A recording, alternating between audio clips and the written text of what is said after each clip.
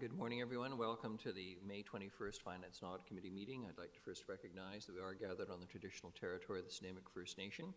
Our clerk today will be Ms. Nicolina Verkar. We also have some councillors attending electronically, Councillor Gesselbrock, and I believe Councillor Armstrong is coming in as well at some point.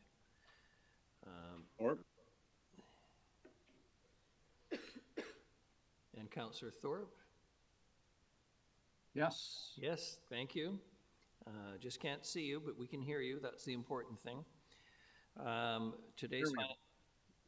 Today's Finance and Audit Committee evening will be held in accordance with the Community Charter, Council Procedure Bylaw 2018, number 7272. If during the meeting any member of the gallery has a question on a matter that was considered by the committee today, please sign up on the sheet located at the table. The double door is to my left. And please note that the Council Procedure Bylaw states questions will only be taken on staff reports or other business items. The first item on the agenda is the introduction of late items. Ms. Verkar, we have none this morning. Motion for adoption of the agenda. Moved Councillor Prino, seconded Councillor Manley. All those in favor? Any opposed? None. Motion for adoption of the minutes is circulated. Moved Councillor Eastmere, seconded Councillor Hemmons. All those in favor? Any opposed? None. And the first presentation, substantial, the 2026-2030 draft financial plan. Ms. Mercer, Ms. Fulla, good morning. Good morning. So now that we've finished the 2025 to 2029 financial plan, has been completed and adopted, we're working on the creation of the 2026 to 2030 project plan. At today's presentation, Ms. Fulla will give you a high-level financial overview of where we're starting, and then Parks, Rec and Culture and Engineering and Public Works will go through some projects in their respective areas. So this presentation will include highlights of what's currently adopted and approved in the plan, as well as some highlighting some items that are not currently in the plan, but Council should be aware of. So the purpose of today's presentation is to remind the committee of what's currently in the approved financial plan, give you a heads up on some projects looming outside of the plan, and provide an opportunity for you to ask questions and provide direction into the creation of the 2026 to 2030 draft project plan. So the creation of the 5-year financial plan is comprised of many planning processes, and all of these plans and strategies layer and build upon one another. So staff look at the 20-year investment plan and the asset management plan to identify assets nearing end of their life and are critical to maintaining service levels. So by replacing these assets at end of life, it reduces it brings down operating costs by eliminating increasing repair costs to maintain those items. Then staff look at growth needs of the city as well as the strategic projects identified by Council. And these items are informed by the DCC bylaw, city plan, and Council's strategic framework, to name a couple. I have given each of you the most recent progress report on the integrated action plan for Council priority items, as these items are used to inform the project plan, and it gives you a status update of where we are at with some of those projects. These all feed into the 10-year project plan, and the first 5 years of that plan are incorporated into the 5-year financial plan that gets adopted each year. So for the committee now is the opportunity for you to ask questions about all things projects. If you have in any of the presentation material today, if there's any questions or you need clarity on anything, now is the time to ask. And it offers you an opportunity to provide staff with direction on what areas of focus you would like to see in the upcoming draft project plan. So having said all of that, I will now hand it over to Ms. Fulla to start the presentation. Thank you very much, Ms. Fulla. Good morning. Please. I got it to work. I broke it. Miss Mercer broke it. I think end of life, ready for replacement here. Does not want to. Sometimes it's finicky. There we go. So the current financial plan has almost $277 million in projects in years 2026 to 2029.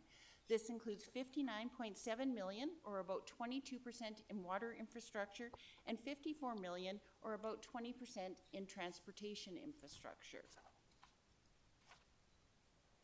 Can I get you guys to advance the slides? Because it's not working. Approximately 67% of the projects address renewal of our existing infrastructure to maintain service levels.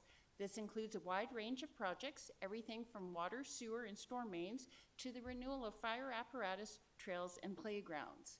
Approximately 12% is related to DCC projects to address growth, with a portion of the project funded by developer contributions based on the city's development cost charge bylaw. And approximately 16% is new or upgraded infrastructure. This includes improvements at some of our sports fields, as well as active transportation amenities and water supply infrastructure. Next slide, please. 79% of the funding comes from reserves. The table and chart provide a breakdown of funding, but also show where the dollars flow from the different funding sources. The General Asset Management Reserve at $59.9 million is the largest single source of funding. This reserve is funded by property taxation. Projected contributions to this reserve between 2026 and 2029 are $71.5 million, and between project funding and debt servicing, so right now we fund the debt servicing for Fire Station number 1, and the current financial plan has the debt servicing for the Wilcox secondary access, also funded from the General Asset Management Reserve. This comes to $64.7 million is budgeted to be spent. General revenue project funding is budgeted at $39.9 million, which represents a 5% increase over base project funding each year and is in line with the 20-year investment plan we presented in 2023. And this represents 14.4% of project funding. A number of reserves are funded by user fees or a combination of user fees and revenue, such as our Facility Development Reserve, General Parking, Sewer and Water Asset Management Reserves, and the Sewer and Water Operating Reserves. Property taxes also fund a portion of the Climate Action Reserve and the Equipment Depreciation Reserve Fund, and those reserves that are shown as funded from internal charges also include a property tax component. In addition to the base funding, Council in the past has approved additional funding for specific projects. In 2024, you approved funding for a business case to support the implementation of the Fire Master Plan, and we also approved additional funding for the Bevan Park Pickleball Court project. That is a mouthful.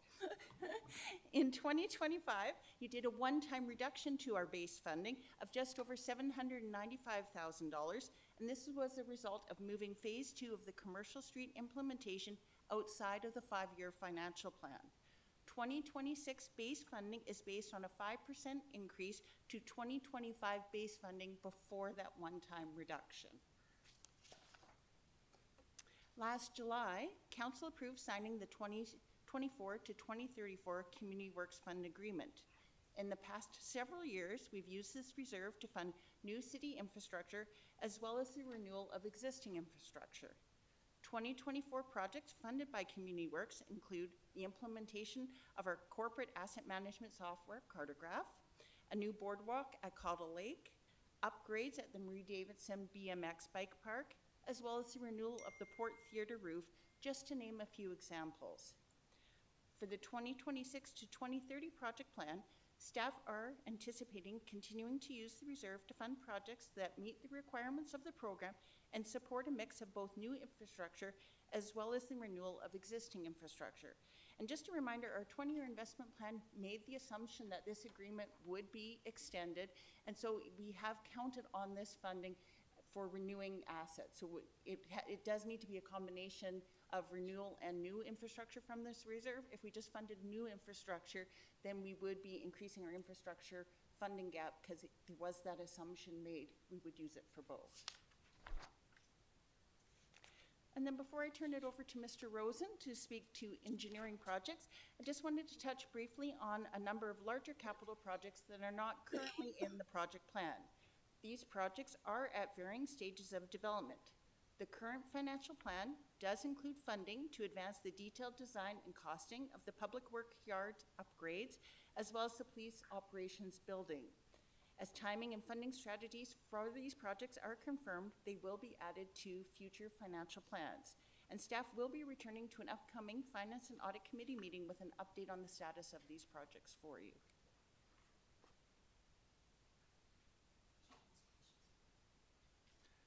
Councillor Prino has a question before Mr. Rosen starts. I'm sorry, thank you, Your Worship, I just didn't want to pass it by.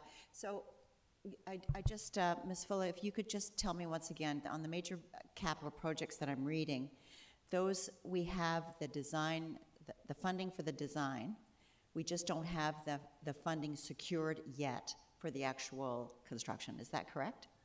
Through the chair to Councillor Perino, correct. So we have 1.8 million budgeted to further the detailed design and costing of the public work yards upgrade project. And we also have 1.8 million set aside to further design on the police operations building, but we do not have any secured funding for the construction. So that would be something staff would need to bring forward recommendations for that, and then we'd have to move forward from there. Okay, thank you for that answer. And so as far as the South End Community Center, Bevan Park Master Plan, what about the, and the waterfront walkway, what about design plans there? No funding for that? Through the chair to Councillor Perino, at this time, the current financial plan does not have funding set aside for furthering the design on those projects. Okay, thank you so much. Thank you, Your Worship. Thank you. Mr. Rosen, please.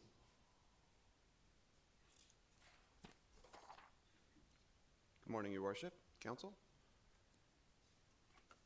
Before we get into what's in the financial plan, we just want to set a bit of context around some of the upgrades and projects that have happened in the recent past. So this slide shows some of the localized pedestrian improvements that we've delivered between 2019 through 2024. You may recall Council has a pedestrian unallocated fund that we have, typically $300,000 per year. Council has allocated more than that over several years, I believe upwards of around $1 million for a couple of years. And the program focuses on high conflict areas, and it's guided by the well-established prioritization process that we have. And project delivery is typically about 2 years from funding allocation to actual delivery. But you can see over the past 5 years, we've delivered a lot of pedestrian upgrade projects around town that have added a lot of safety enhancements to, particularly into intersections. Transit accessibility improvements. So the integration between transit, pedestrians, and cyclists was identified as an emerging issue following the adoption of the provincial active transportation guidelines and the city's engineering standards, which used similar design elements. So when the province commissioned a review of the design guide, the city participated in the process and became a pilot community for the new features, in particular cycling signage and additional road markings, and so on and so forth. The two locations in the picture there, one of them is Bowen Road and the other one is Front Street. Those were two pilot locations. And so this process included some engagement with the ICAI committee, and we have an ongoing process where we're monitoring and upgrading as needed. So for the past 5 years, there's been a number of mobility projects that have enhanced mobility throughout Nanaimo. Just a few examples that I'll list off are Metro Drive, Bowen Road between the highway and Labio, the Boxwood Connector, or Midtown as we call it, the trail through Bowen Park, the trail at Casper's, Front Street Cycle Track, the Halliburton Multi-Use Path, and several big projects on 4th Street. So over the past 5 years, there's been a lot of change and enhancement of the city's mobility network. So Midtown is a particular area that has been a focus of the city. And as per Stats Canada, Central Nanaimo has a relatively high walk-bike mode share. And filling the gaps and improving the existing routes between Country Club, NRGH, VIU, and downtown has been a focus for the past several years. Since 2019, a number of new active transportation links have been created, including Bowen Road, Boxwood, Bowen Park Trail, 4th Street, and you can see the purple links. This was meant to be an animation, this slide, but fortunately it's not. It's not showing as an animation, but the purple links show what we've done over the past 5 years. And then looking forward, there's several more links and nodes that'll be incorporated. Those are the black ones. And those include the Country Club Transit Exchange, 3rd Street, Albert Street, Wallace Street, Downtown Transit Exchange. And then completing these primary and secondary links will provide enhanced mobility options. And as you can see over time, we're building more and more of these links in the chain. And eventually we'll have, it's getting much better now, but, when we complete these, it'll be obviously even better. So just a few project highlights of what we're doing right now. So Midtown Gateway, this has been an ongoing project for more than 15 years, and it'll be complete in the summer of 2025. And obviously there'll be some major enhancements for all transportation and mobility modes in that area. Albert Street, Council may recall this was a project that Council allocated some funding to last year from the Pet Unallocated Fund. It's in design, and we expect construction will start later in 2025. The Wallace Street Cycle Track. So this is one where staff have been collaborating with several private developments along the corridor, and so we're intending to create a mixture of separated and painted cycling facilities along the corridor in collaboration with the adjacent private development, and that'll be happening this year at some point. So some planned projects for the next couple of years. So this slide it's similar information to a few slides ago, but it looks a bit more broadly at the whole city. So looking forward over the next few years, there'll be more links and nodes, including the Country Club Transit Exchange, the trail at Hanson, which I'll get into a bit more later on that, Albert Street, Wallace Street, and the Downtown Transit Exchange. So this project, 3rd Street, it's driven primarily by some, there's an issue with the sanitary sewer, and so there's some utility works that are really driving the need for this project. However, it's the perfect time to restore the road and enhance this primary connection into the downtown. Design's complete and construction is expected to start later this year. Bowen Road rehab. So we've talked to council several times about this. So the asphalt along Bowen Road, adjacent to Bevan Park, it requires repaving in the near future. The traffic signal at Bowen and Labio also requires renewal from an asset management end-of-life standpoint. And adding cycle tracks on Bowen Road between Labio and the new Boxwood Connector Road will provide an important missing link in the cycling network. So the city has applied for a grant for the cycling lanes. However, we haven't heard yet on whether we're successful or not. And how much is that grant application for? What's the amount? Is it a percentage? Is it the whole thing? Where are we?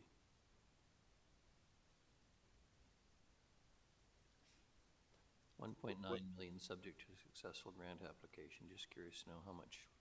It's $1 million. $1 million. $1 million.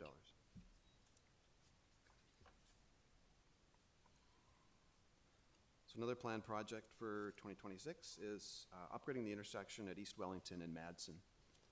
Once the Boxwood Road was connected into East Wellington several years ago, it really established a strong transportation connection in there. However, Madsen Road was never designed for a lot of traffic and a lot of movement and stuff like that. So staff have been building a project out here that's in the DCC program to strengthen and enhance that connection.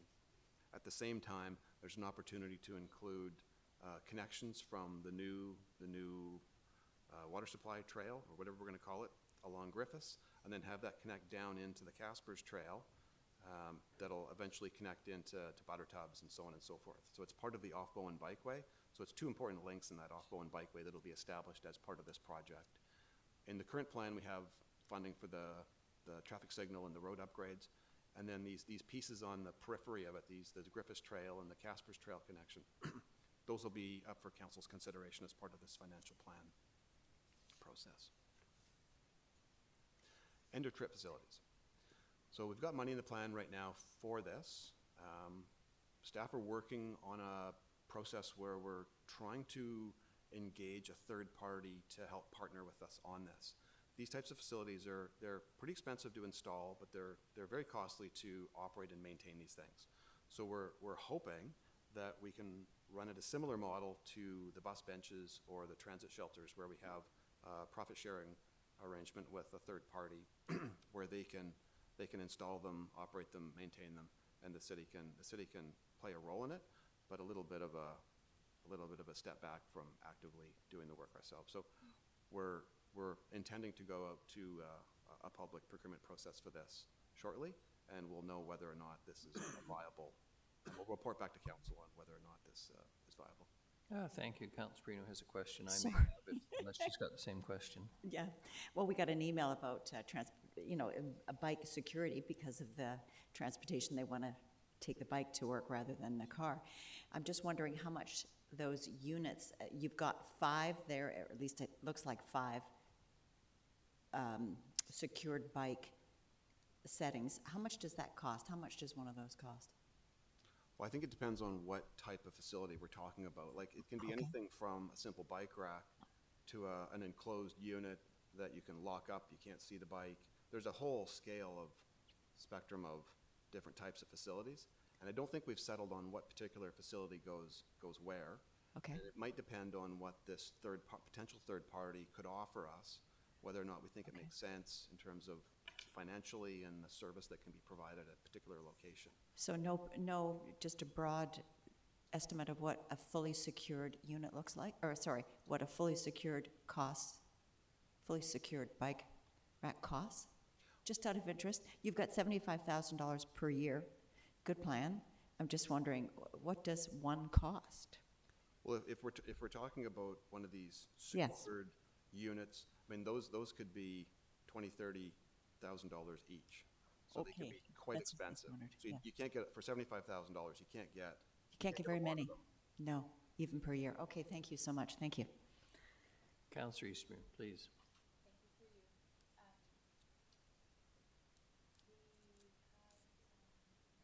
Thank you. Okay.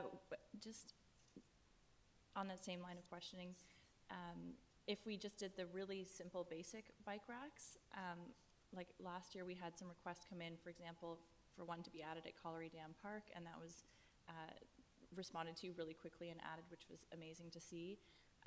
But then there was also a request for one along the waterfront walkway close to where the yacht club is, because there's like a little beach area that people swim at there. And I'm just wondering, for the like bare bones basic cost of a simple bike rack, I'd be more interested in trying to do like more of those simple projects than these sort of more advanced, extremely expensive ones. Like, we must know the cost for the most basic kind of bike rack.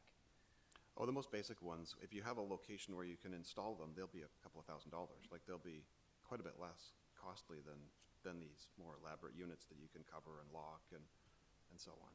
And how responsive can we be? Because like in that case, it seemed like we were able to be really quick on the uptake when that request came in, and it was fantastic. I'm just wondering, could we invest in more of that basic style and have them ready to go and roll out based on requests for where these peak demand locations are?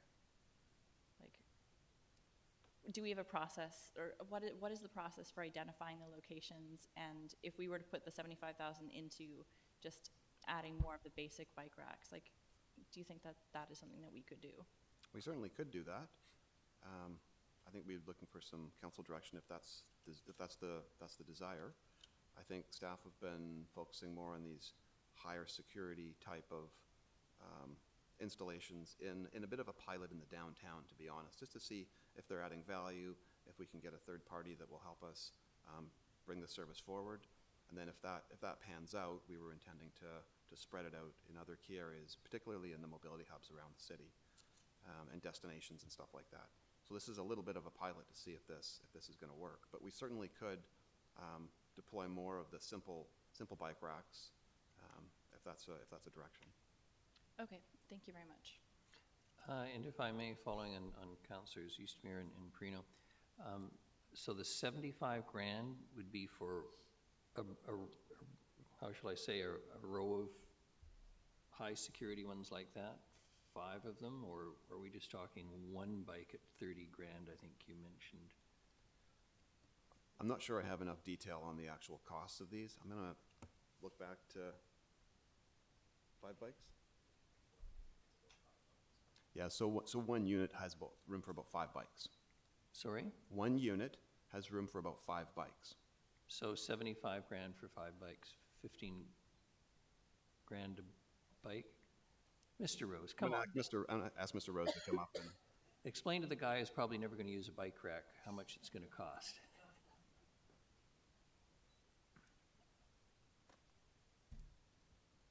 Good morning. Good morning. Sorry, do you mind repeating the question just so it's generally on point? So what's on display on the screen now? It looks like 5 bikes can be placed in that. Roughly, what's that unit going to cost? So the way we broke this out was 75 per year, and each of the stars represents a station for 5 bikes. So year 1, 2 stations, 5 bikes each. Year 2, 2 stations, 5 bikes, and then year 3 is 1 station with 10 bikes. And so, as Mr. Rosen indicated, the stations themselves are sort of in the $30,000 to $40,000-ish range, but there's also the site preparation and all of the servicing that needs to be done because these are electrified and do have connectivity. Right, what I'm getting at is to put that unit in so that you can lock up 5 bikes could be, with all in, 75 grand. For a secure, sort of monitored facility, yes. Let me just throw this out, and we're not voting today, we're just discussing. It strikes me, and I could be dead wrong on this, if I'm going to be cycling regularly to the downtown for work, I'm probably going to have some arrangement to have my bike inside somewhere in an office or a back room or stored somewhere if I'm there for an 8-hour or 4-hour shift. What I must admit I lean towards is something very simple where you can just literally chain the bike up. If you're stupid enough, no offense, to leave your $300 helmet on the seat, that's your business. But the concept for me is to get people to use a bike as just part of the little short trips they might use, 2 or 3 kilometers downtown and go home. So for what it's worth, I'd be going for the Chev instead of the Cadillac, which is what I'm seeing here. But I'm interested to hear what Council has to say. Councillor Eastermere. Yeah, I would agree, especially if it's only serving 5 bikes. It's a nice idea, but I think what we need is a greater number of bike racks where we can respond to the need in various areas. And then I also wonder how, have we looked into the cost of the program in Victoria where they run the bike valet program, where they sort of cordon off an area and have people there to mind the bikes, mainly for special events and things like that? So through the chair, I guess maybe just to elaborate on the overall conversation. So when we were, last year when we were preparing sort of our structure and process for expanding end-of-trip facilities, we were mindful of the entire spectrum of the sort of the Chev versus the Cadillac. And so there is an aspiration to have a combination of all of these.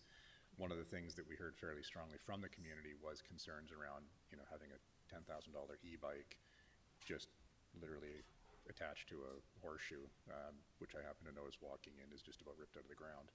And so, this was the first cut at it.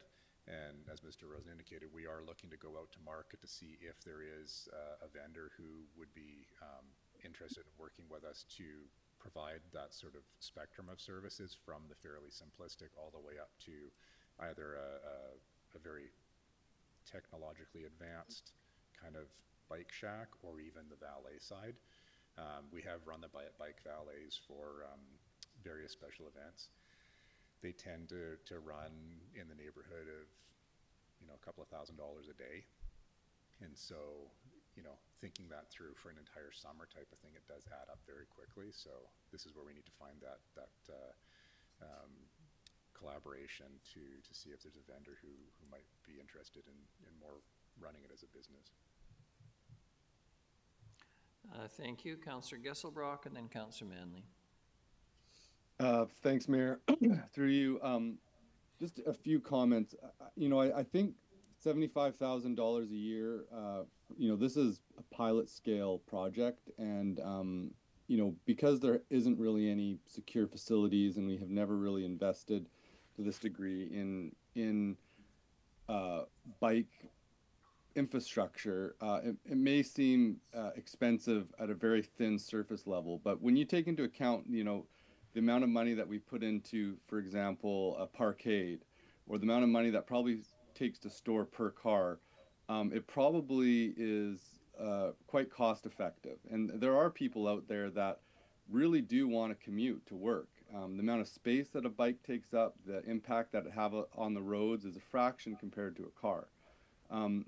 If we want to start incentivizing people to use this much less energy intensive way of transportation, and there are a lot of people that do, I think it's worth experimenting just a little bit to get infrastructure in that may support this type of transportation that is healthier, that is less carbon intensive, that is just less infrastructure intensive, especially in times when infrastructure is so expensive. And so I think if we really wanted to get too deep into the weeds, we could do a cost analysis between infrastructure for vehicles compared to infrastructure for bikes, and probably the bicycles would come out much cheaper.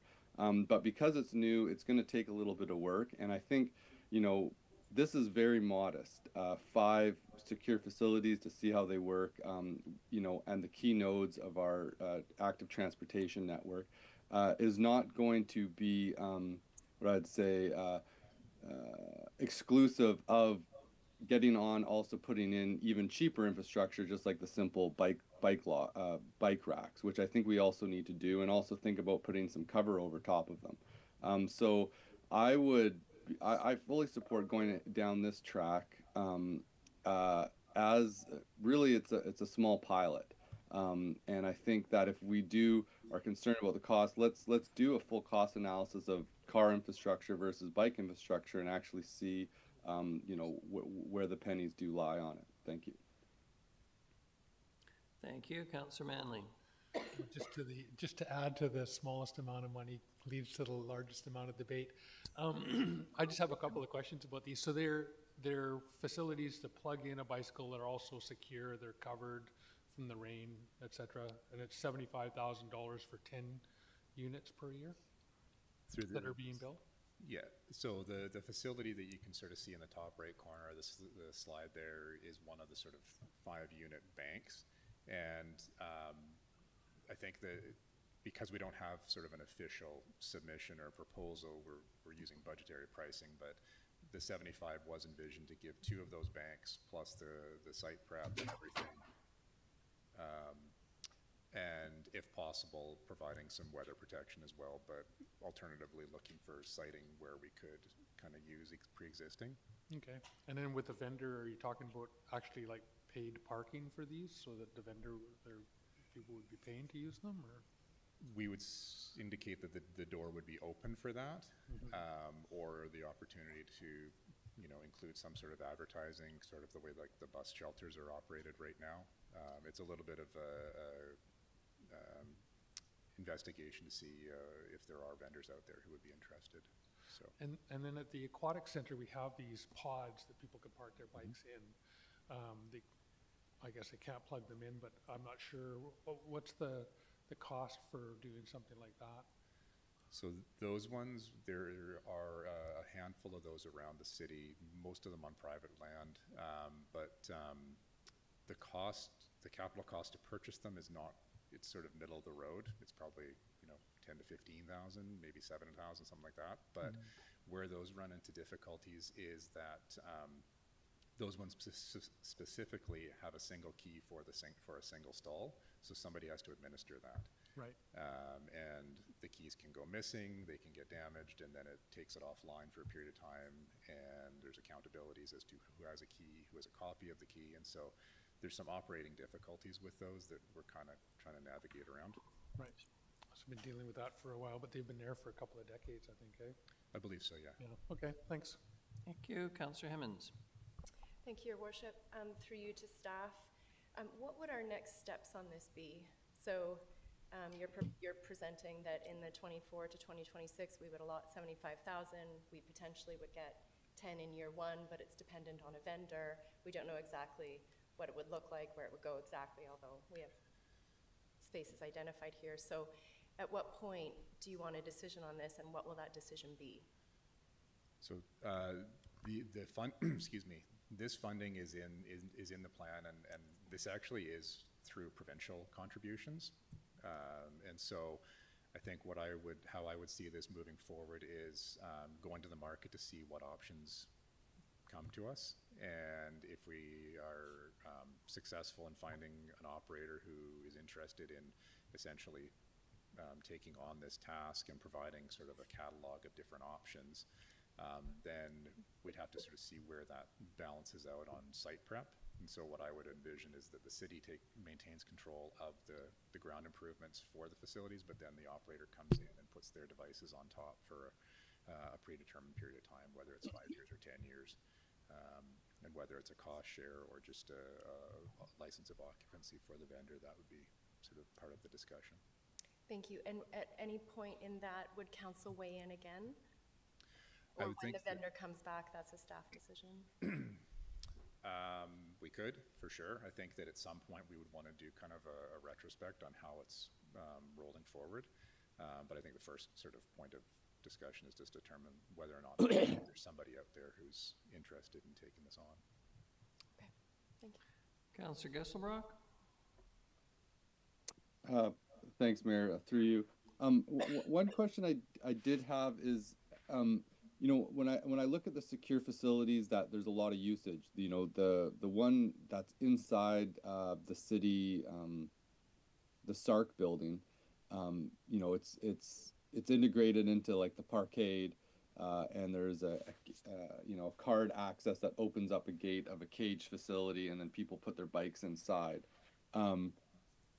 That type of facility, like say for like a large employer, like at the hospital, for example, there was that email, and being able to incentivize these larger employers where there is a lot of people that, you know, have very regular schedules and would, you know, would use their bicycles if they had secure facility, is a way of incentivizing these employers to build really, you know, a covered caged area that gives, you know, an additional level of security, and then they can even lock their bikes inside of that with a simple lock, and figuring out sort of the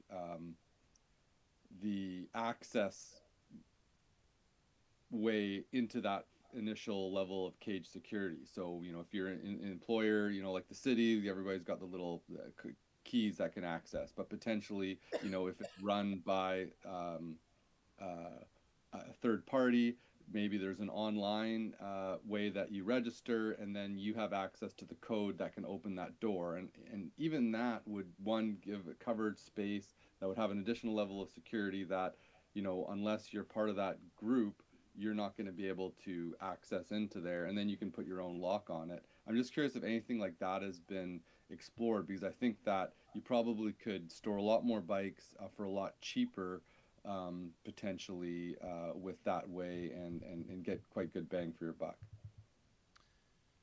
So to that end, you've kind of opened up the other side of the coin. So we're really talking in this, based on this slide, we're talking about retrofitting or introducing into a pre-existing environment. I think the path you're kind of exploring is down the new development, new build conversation. And so this is absolutely something that's going to be part of our overall parking demand or our parking review. And so finding ways to provide better end-of-trip facilities on site for employers or residents, you know, something akin to what you've described, where there's a designated user group that has access to some sort of specialized facility, and just sort of requiring that as part of a future build process. Okay, yeah, and just, you know, future build, but also like, say, for example, City Parkade, you know, what would stop us from eliminating 3 parking lots and putting a cage facility where people can ride their bikes in there and have some form of, you know, monitored access in an area that already has a certain level of security. You know, we could open up a lot of potential secure bike storage, you know, in a pre-existing infrastructure. And just curious if that's been explored at all. It has, and that is an element that's being included in this procurement path we're pursuing. So opening up that as, you know, here's another option to reassign an existing parking space to something for bike parking or some other, or micromobility or what have you. Great. I'm glad those elements are being explored, because I do think there is a sensitivity to the the initial capital costs, especially in these pilots, for maybe limited amount of secure parking, and so, or bike storage, and so just really trying to be as outside of the box as we can to get the biggest bang for the buck. Thanks so much. Mr. Sims, and then Councillor Thorpe. Thanks, Your Worship. Just briefly, this, the main focus of the presentation remains on capital, so it's this part of the work. Certainly, the Chevy or the bicycle version of the bike rack, which would be a post with a loop on it for locking, is something that we can cover really with operational funding as those demands come forward, similar to Councillor Eastmere's example. I would say in this parkade there is a dedicated bike storage, but we haven't exploited it well. It's enclosed chain link down on P2.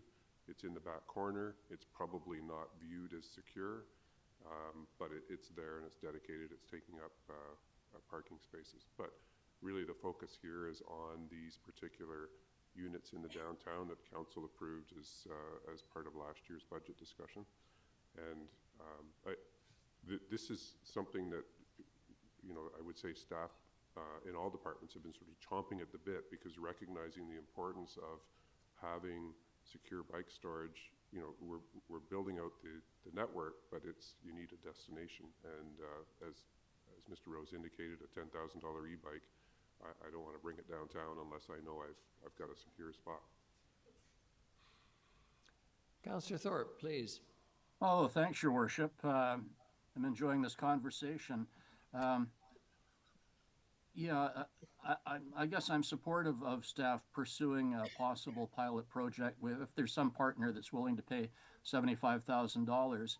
But I honestly think in these economic times, for the city to invest that amount of money for a very small number of secure storage units for a very small percentage of people who would be using them, I wouldn't be able to support that.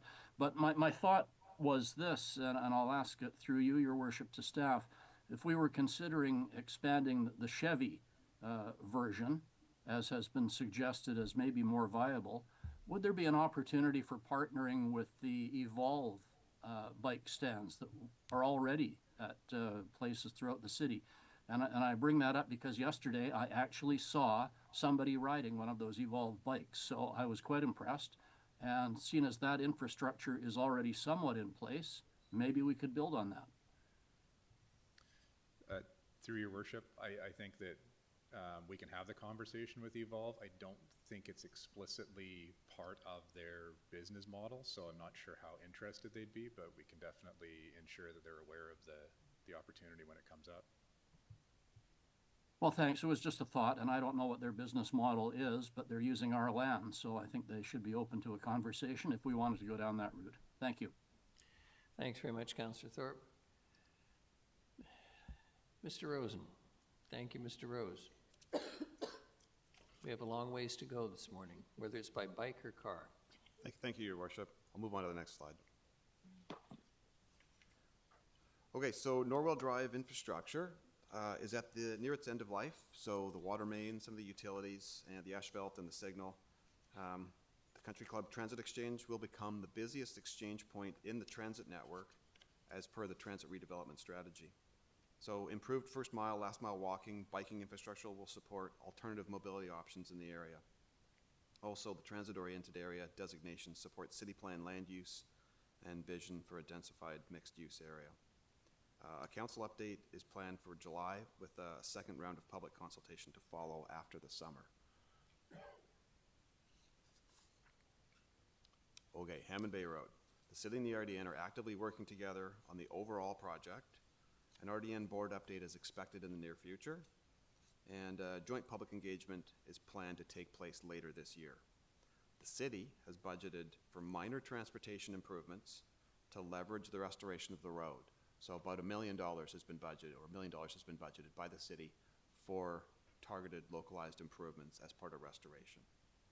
The funding will not be enough for any major changes to the corridor. And then there's also funds for the city to deal with city utility projects that go along with the RDN's work. Mr. Rosen, I recall from the gathering of the neighborhood associations that some of them are just basically asking for a white line or a yellow line at the edge of the road. Is that sort of what was contemplated by what you've just referred to? Even a white line, a shoulder along the corridor would be outside of the scope of what we've budgeted for. So the $1 million isn't allocated for any in particular thing, because we don't know exactly what their alignment is. We don't know what the opportunities are yet. So until we're able to review their alignment and then what the restoration is going to look like, we can target specific areas, but it's really just an allowance at this point. And our warning is that it's not enough to have any major impact other than sort of localized little improvements is what we're expecting to get out of it. So it might be a few blocks get a shoulder. It might be, it's not a full shoulder on the whole corridor. It's not that. Okay, thank you. Okay. Okay, water supply. So there's some very critical projects here that are in the plan, including seismic upgrades to South Fork, Towers Reservoir upgrade, as well as the North End water supply. The timing of these, in particular the North End water supply, it's driven by growth pressures. And so the North End water supply project will likely end up shifting in terms of when it's in the plan. So that part right now is in flux with the water supply staff that are trying to determine what the ideal timing is. Likely that'll get pushed out. And there might be some other projects that have to come in a little bit before that. But that's something that we're actively working on right now. Okay, Commercial Street. So council may recall we did a presentation and a report back in February talking about the phasing and the timing and so on and so forth. Phase 1 of Commercial Street, it's nearing completion. And I think it's a good opportunity to reflect on the project and learn what could be improved for the next phases. As council may recall, there's a need to replace the membrane at DKP, Danacol Plaza, and that'll limit the flexibility on the timing that we can implement that particular phase. We can't wait indefinitely. It really should be dealt with within the next sort of 4 to 5 years. That membrane should be replaced. So that dictates the timing of that particular segment. And then the Albert to Terminal segment, which is really probably the next phase for us. That one is, it's integrated and linked with the transit exchange. So we need to kind of be a bit mindful of the timing of those two constraints for these for those next two segments. But we also want to be respectful of the downtown businesses and their concerns around impacts to the business and so on and so forth. So I think right now we're proposing a funding timeline as what we've indicated up there, but that'll be coming forward as part of the financial plan update. Okay? So this slide shows some of the projects that are in the current plan, and I've already talked about a few of those, but it also shows some of the projects that are not in the financial plan, really just for disclosure and transparency. The projects that are not in the plan, they're important projects that will eventually have to be dealt with, but currently they're not in the plan. Councillor Hemmons has a question. Thank you, Your Worship. I'm curious about the Terminal Nickel Reimagined Corridor, that section that goes from Esplanade up to into the south end. And I know I've heard time and again it's not our road. Is that anywhere contemplated in the future capital plan, given that we do have community projects with a ton of community buy-in? Where does that sit? And and how do we, if we desire, how do we maneuver that? So right now that segment is not within the 5-year plan, so it's not within the funded financial plan. Right. It's something that staff are aware of, and we're considering it as part of all the many projects that are potentially in the list. But right now it's not in the funded 5-year plan. However, if council wanted to provide some direction, we can. Okay. Thank you. I don't wish to provide that direction. I just want to know how, if we are going to, what is council's role in maneuvering that 5-year plan? So Thank you. Answer received. Okay.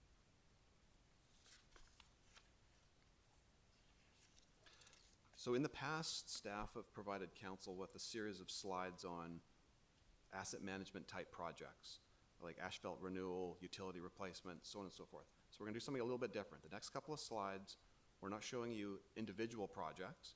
We're showing you more categorical funding levels on asset management. So it's a little bit of a higher level. And so what we're showing in this slide is a couple of the transportation assets, so traffic signals, and then road paving. And it's really just showing what the funding level is within the funded 5-year plan compared to what is ideal and necessary for long-term sustainability of the asset at the target level of service. So traffic signals are like a mission-critical type of asset.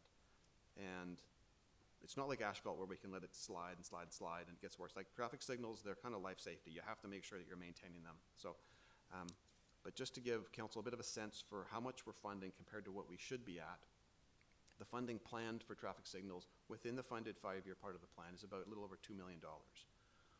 From an asset management standpoint, we should be up around 3.8. So we're a little bit shorter.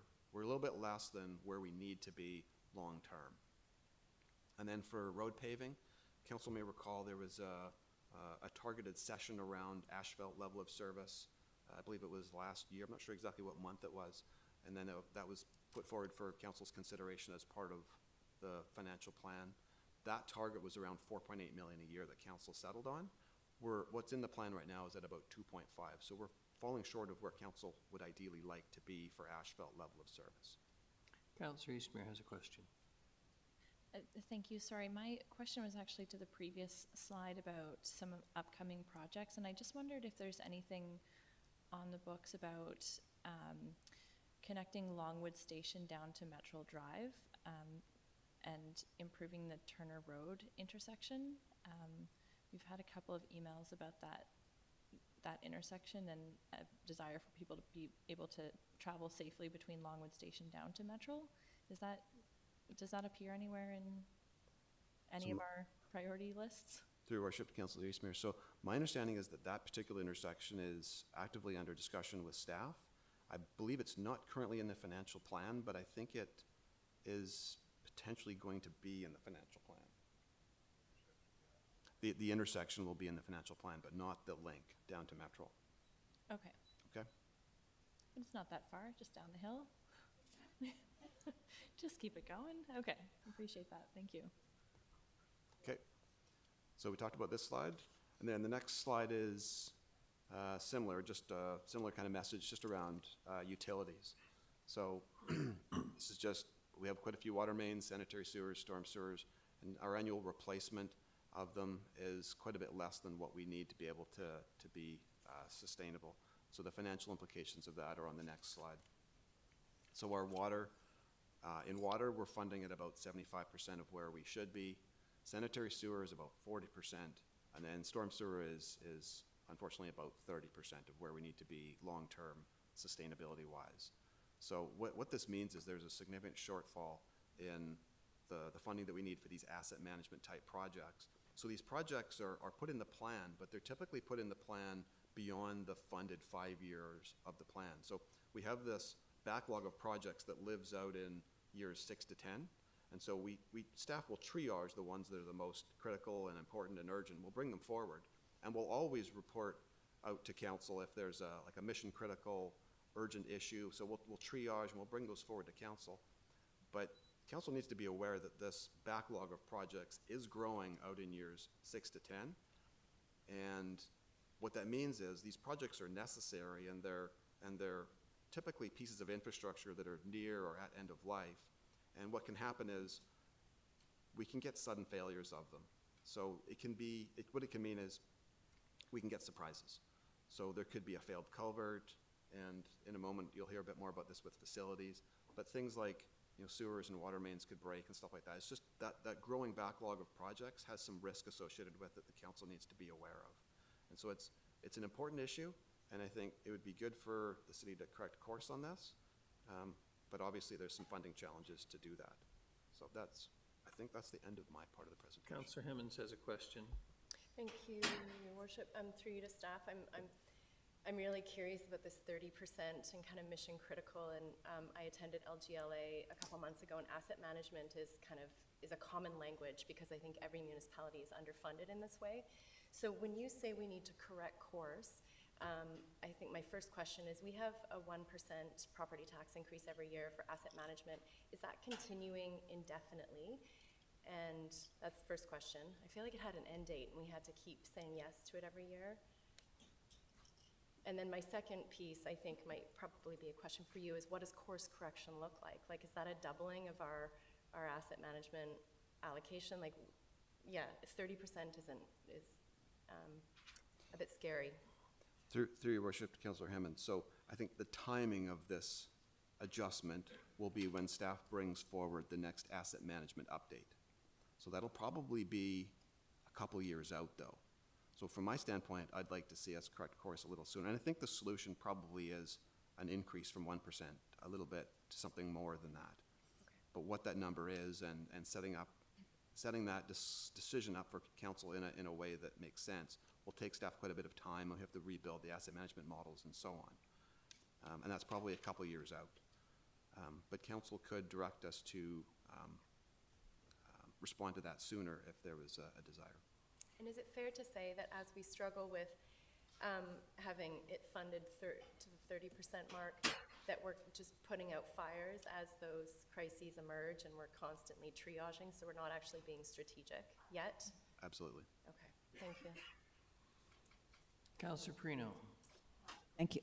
Thank you, Your Worship. And a question through you. Taking what Councillor Hemmons was talking about just a bit further, I always remember the discussion that when we talked about expanding our sidewalks, and we talked about putting $1 million away, and staff came back to us at that time and said, we can't even complete the projects that we want to do. There's just not enough staff available.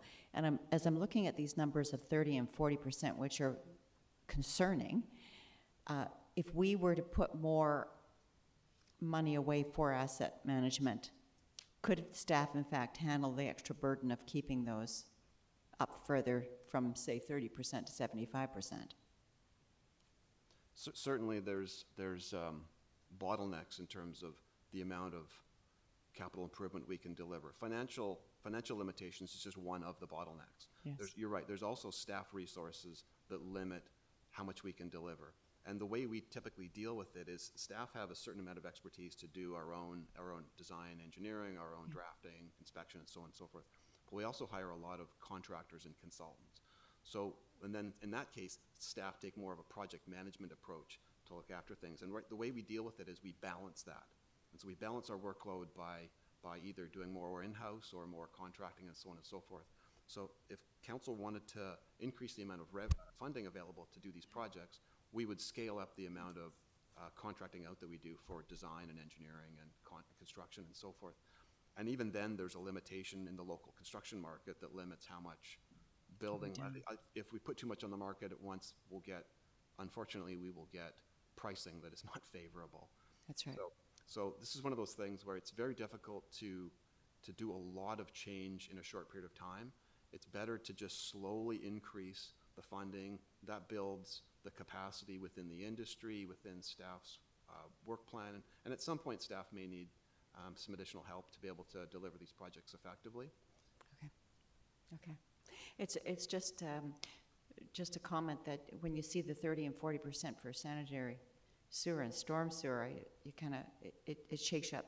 It's as Councillor Hemmons mentioned, you know, the putting out the fires, that's the concern. We have to protect the city first. Thank you.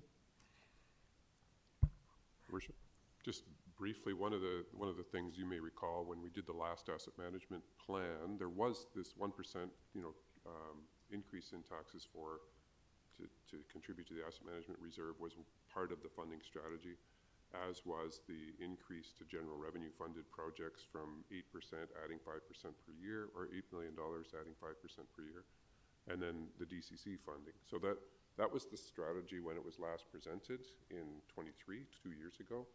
Those numbers were based on the 2021 values of our assets. So that, you know what I'm going to say next. That's probably one of the greatest frustrations to the asset management replacement for all of our infrastructure, whether it's facilities or underground, is this rampant increase in cost is really creating probably the greatest pinch. And yes, there's capacity, yes, there's competing pressures, and all of that's true. But I think just to see this sort of receding horizon due to purely for cost is one of the most challenging things. Thank you. Thank you, Mr. Sims. Mr. Rosen, appreciate it. I'm grateful that morning. Mr. Rosen is going first, because I have a similar sort of message. Good morning, committee. Facility asset management, we look after the facility asset planning for the facility portfolio, so we have a quite broad viewpoint of the overall portfolio, and we do work closely with all the departments that do occupy, use facilities, engaging with them on work tickets to make sure that we're doing the planning needed when they're doing operational repairs. Can we be out in advance and working on planning so that we're trying to find that sweet spot in the curve of not renewing too early, but not renewing so late that we're spending a little bit more money than we'd like to. So just a list of all the facilities, or sorry, the different departments that we work with. Corporate energy management also is within the facility asset management portfolio. A few of the projects that we've got on the books for 2025 are listed there. Many of what we do is the basic keep the lights on type projects. We're a group of folks that are working diligently on things that are generally behind the scenes, and most people don't see a direct result of what we're doing, except that something hasn't gone wrong. 2026 is more, 2026 to 2029 is more of those keep the lights on type projects. About 500 different facility sustainment type projects are planned over that 4-year term, and they have an average annual spend of about $8 million. And you'll see where that comes into play here shortly, as Mr. Rosen was talking about. We have our 5-year project, funded project plan there in the first 5 bars. And then you've got 2 bars, which are obviously significantly larger than our current annual spend through the funded project plan. And 2030, 2031 represent the backlog that Mr. Rosen was talking about, specifically for the facility portion of the portfolio. So as projects come up, we tend to triage which projects need to move in, which ones can move out, and try to keep the funding level for renewals at our regular sustainment levels. But what we're seeing is that more and more projects are coming up as the portfolio ages. We then need to do more and more of those expensive projects. So right now, 2030, 2031, and a little bit in 2032 are showing those increased backlogs. We have been working through a condition assessment program that has identified a lot more work. Again, aging portfolio does attract a lot of investment needed to keep it going. And so we're expecting that while it looks like 2032, 33, and 34 are dwindling, that is not the case. It's just an incomplete data set. And as we try to populate those projects, those bars will increase. So what does that mean? That does mean increased attraction of risk into the facility portfolio. Typically would show up as some sort of service interruption, which obviously happens from time to time. Public can be quite patient, but they also can be quite impatient depending on what is being impacted. And so part of what we do is try to anticipate those larger impacts and make sure that those get into the project plan so that we have less and less of those surprises. But unfortunately, as that backlog grows, we are seeing a few more of those sorts of projects crop up. And unfortunately, sometimes it also then means that we come back, as I will be here a little later, to talk to you about a funding increase for one of those major projects.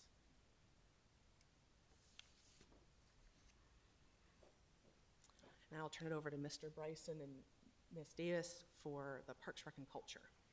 Thank you very much, appreciated. Sorry. You gotta leave? Okay. Good morning and welcome. Oh, don't suppose you brought a money-making machine with you, did you? Good morning, Your Worship. Good morning, Council.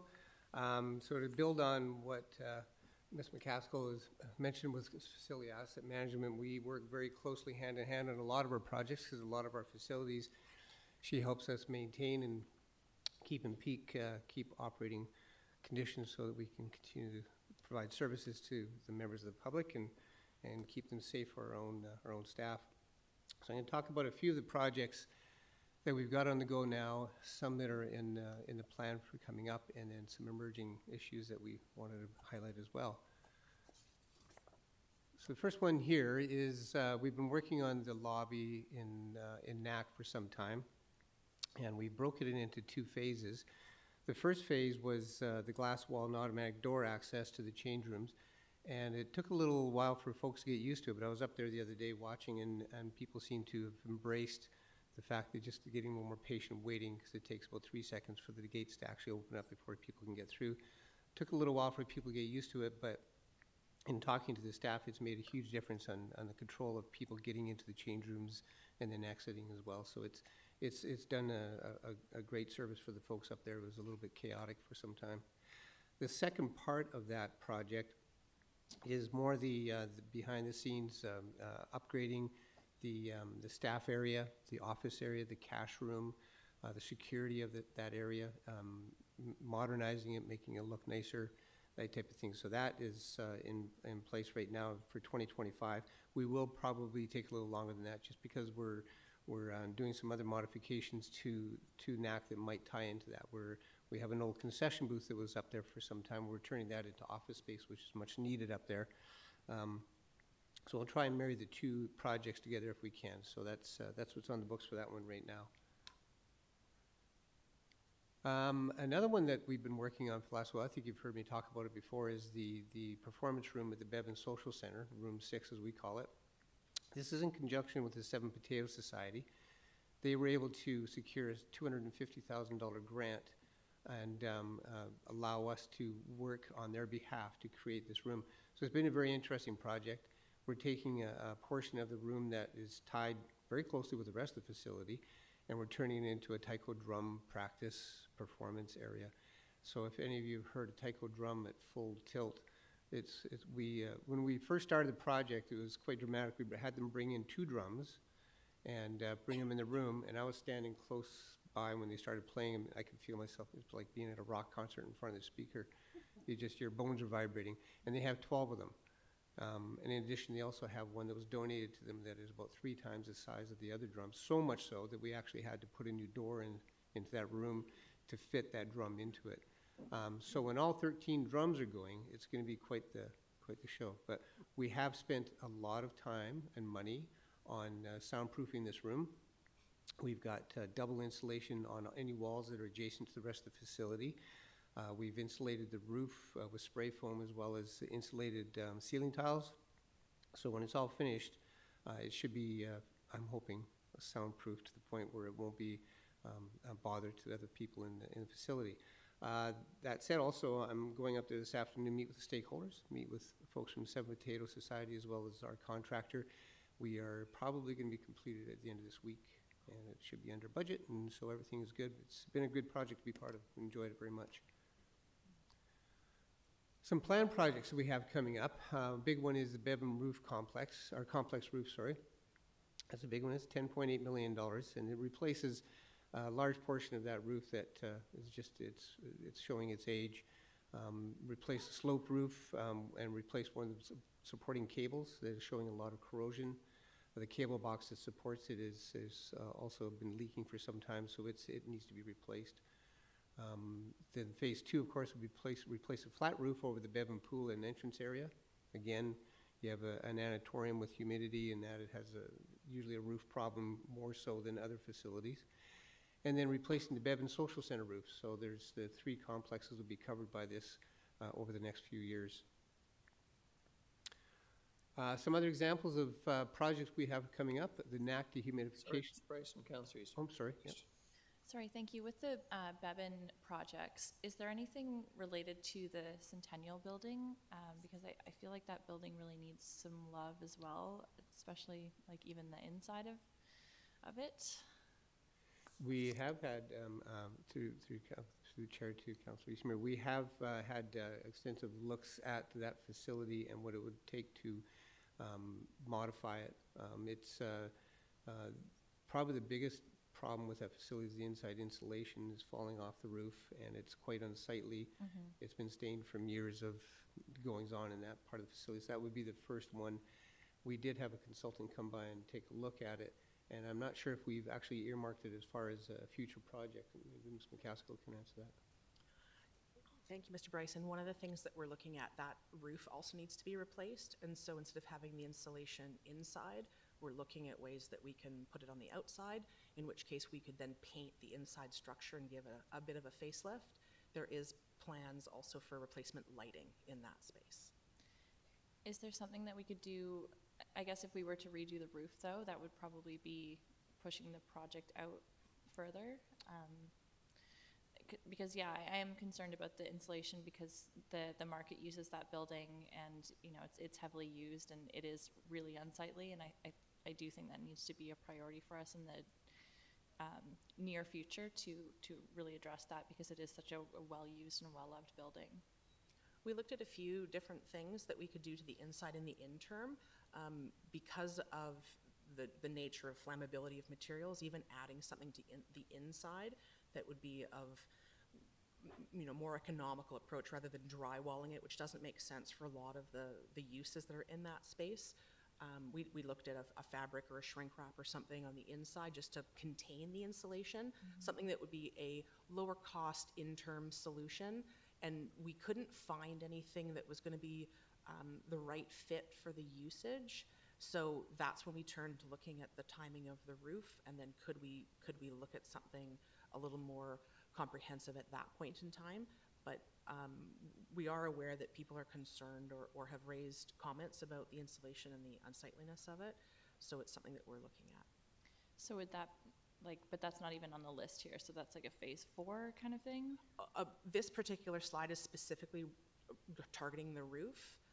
That sort of project would be one of those 500 that I was speaking of in terms of the keeps the lights on type projects that we haven't itemized, because the lighting project is one that is in the 5-year project plan for Centennial.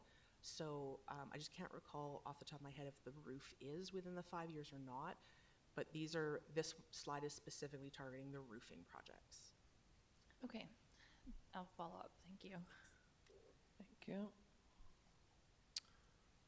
Okay, thank you. So again, a list from 2629 planned project examples. The NAC dehumidification improvements, here's at $5.3 million. Ms.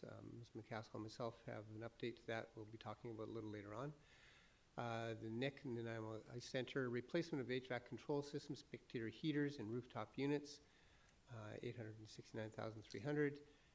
Oliver Woods Community Center, refinish the gym floor. We do it every year, but every 2 years or every 3 years we have to do a complete, take it right down to the lines and repaint the lines, maintain them. Cliff McNabb Arena, replace all the rubber flooring.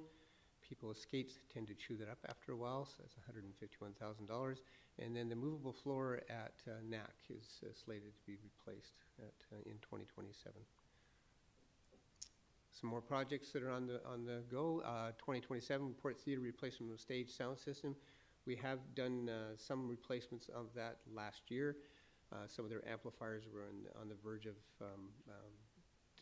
defecting completely, so we did get 4 amplifiers put in there to keep them going, and we have a consultant on right now that's looking at what kind of stage system they need to put in, so we're working on that with them. Bevan Pool replaced the HVAC control system. That's in 2027. Port Theatre renewal of seating on main floor is in 2028. Frank Crane Arena LED scoreboard in 2029, and the Bowen Complex elevator upgrades in 2028 and 2029. Some emerging issues. We have our Nanaimo Aquatic Center feature. We had removed the boat 2 years ago that had been up there for many, many years, and we replaced it with just a cover over top of the pipe that comes out from the bottom underneath in the basement. So we looked at different features and functions that we could put in that space. We had a consultant come in and do a bunch of work on it for us, and their initial price that came out for what we wanted to put in that area to replace the boat was just over $2 million. So we broke that into two phases. What you see here is phase 1 and phase 2. Phase 1 would be half of the complete package, but it would also allow us to attach phase 2 to it. So phase right at this point, we have $500,000 that we have for the project, and we're looking at funding that also to get phase 1 done. So that's one of the ones that's coming up. Another emerging issue is the Nanaimo Curling Club. Again, myself and Ms. McCaskill will be doing a report on that a little later, talk about some of the issues going on with the curling club and some options going forward. And that's it for me. Thank you. Thank you very much. Ms. Davis. Good morning, Your Worship and Council. So looking at some 2025 project highlights in the area of parks and natural areas. As you will be aware, the Westwood Lake Park Accessible Beach opened this weekend. So that's a great achievement that we have worked on with our colleagues in engineering to deliver that project. That includes the accessible wooden decking, the paver area, and some seating areas also. The expanded beach is almost twice the size as it was previous. The new washrooms are due to be open towards the end of late July, so we're hopeful for that, and we are planning an event at that time as well. So that will be an opportunity for the community and council to celebrate together about this new amenity. Also at Westwood Lake is the new playground down at Second Beach. It's not a big destination playground. Westwood Lake doesn't need that flashy effect, but what we've got is a really great bank of swings and a mud play kitchen, which will blend nicely into the beach there, shade for little ones and such. Also this year, something we have achieved already is the new segments of the E&N Trail between Hecate and Columbia. This was a really great example of a partnership between ourselves, Southern Rail and the Island Corridor Foundation. For $40,000 worth of investment, we've completed this trail. It's not perfect, it's a soft surface trail, but it takes children off the rails. And we're getting them onto a soft surface trail, and it's popular, it's being used, and the community are happy with that addition. Councillor Perino. Sorry, Your Worship, just a very quick question. Where does this start and end? This section starts at Hecate Street. Okay. And travels along the active rail to 5th Street, and then the next section is from 5th to the end of Columbia. Okay, good. Thank you so much. Thank you.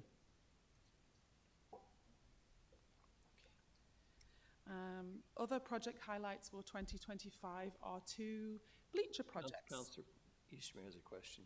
Yes. I'm sorry, just to go back to the piece about Westwood Lake, with the 2025 accessible beach element, can you just clarify what you mean by that? Yes, I will. Thank you for the opportunity, and through the chair. The beach is now more accessible. We have pavers, which are ADA compliant and get you down onto the sand. There will also be a Moby mat as well, which will allow you to reach the water. And the decking, for the most part, is accessible also for those who use wheels. Right, because I'm realizing it is 2025. And so going forward then, because there is a wheelchair ramp into the water to the side, that's planned for a future phase to upgrade that wheelchair ramp? That is correct, yes, Councillor Eastmer, and that is something we'll be talking about as well for a future opportunity. That boat launch, the wheelchair ramp right now is there, and we will be doing a concrete ramp to get to it as part of this phase. However, there is the need to improve that, and so that would be achieved in a future phase. Cool, yeah, I want to make sure we keep that top of mind for that park. And then with the new play elements, we've received some questions about whether they are accessible. So I noticed the accessible swings, which is great.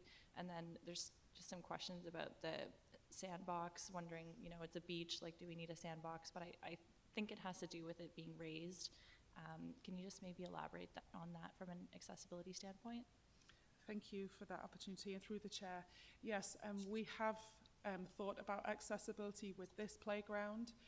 With the raised sandbox there is the ability to boost and transfer from a chair into that play box, which seems to some as odd to do at a beach.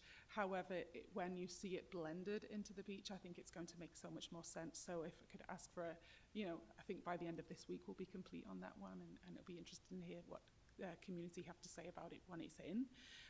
But yes, we have thought about accessibility, and so you can see that when we have the 2 accessible swings there as well. And that's also including multi-generational play, because that one swing at the end, that big bucket one, you can fit all the family in that. Thank you.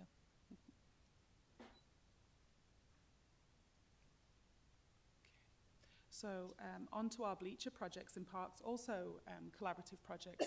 For example, at Harewood Artificial Turf Field, we were working with the engineering group on delivering this project, and the bleachers are almost due to be complete any day now. Also, another bleacher project which Mr. Bryson is working on is at the Q Stadium, and there will be 1,300 seats there due to be complete in September.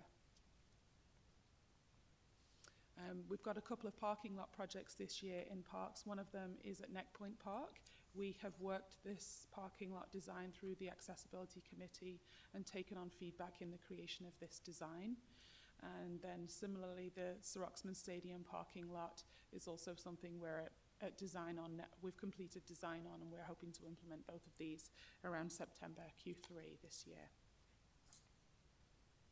Another project highlight for us this year is the way in which we're going to make the court at Deverell Square Park sing. I'm really excited about this one because we're able to collaborate through the urban design roster and the community to make this a point of pride in the park.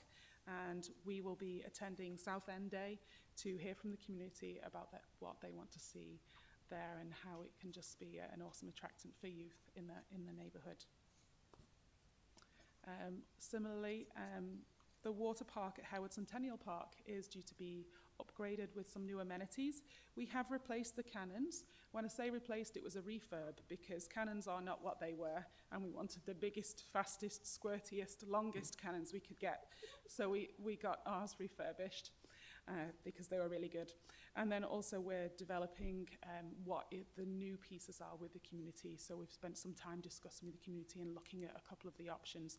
Those 2 new features won't be in for this play season, but they will go in this fall. More work at Rotary Bowl in the Stadium District. This year's work includes a relocation of the high jump and infield improvements, so we'll be getting irrigation in there and working around some major events there, including the senior games. Also this year and later on this year, we'll be back with a GPC to provide council with a more detailed update. We are undertaking a canopy assessment, and this work builds on work that's already been done by our GIS and sustainability teams, and uses a combination of high resolution imagery and remote sensing information to get us a lot of information about our canopy. I don't want to go into too much detail on it because we are doing the GPC on it in the future, but some of the highlights, we will be identifying areas for tree planting prioritization based on suitability, socioeconomic and environmental factors. So a lot of different knowledge into where you would plant your trees, where you should be planting them, and just really prioritizing our work. The goal of this is that it's highly operational and usable for our parks teams. This is not something that's going to sit on a shelf and gather dust. Also, we will be quantifying the ecosystem benefits of our canopy and understanding forest health, really getting an idea of where in our forest we are struggling with some drought and disease. Working with our recreation group, we are developing the outdoor classroom at Bevan Park. This is the design which we hope to implement this September at the end of the social centre there, which is a space that's used by daycare and after-school care programs. It will also be open to the public as well when it's not programmed. Some more projects. The Bowen Park Disc Golf reconfiguration, we have completed design. I'm hoping that we can successfully undertake this work this year, but it will come down to capacity. It may end up being a 2026 project. And similarly with the sports field netting at McGurr, I'm also hoping that we complete that in Q3 or Q4 of this year, but I can't promise that at this stage. We are at the moment working with the engineering department on the design of the new washroom at Maffeo Sutton Park. This image in the bottom there is actually the Horseshoe Bay washrooms in East Vancouver there, but it's a great example of a washroom that is accessible for all and accessible from the outside. It doesn't have that shared lobby area. Yes. Councillor Prino. I'm sorry, I'm just, you missed the McGurr?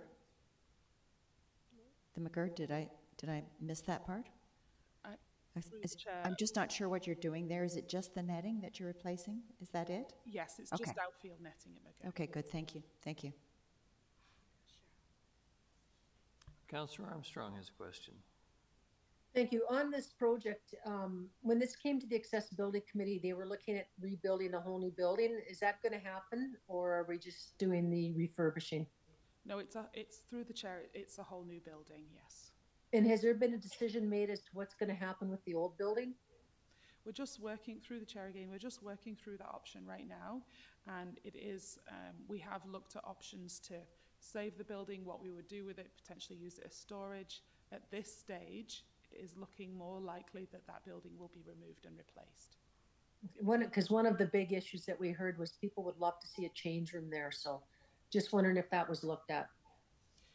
We're very, very early in design, but all of those pieces of feedback that we have received from the ACAI committee are in our needs assessment and are being incorporated into the design. Thank you.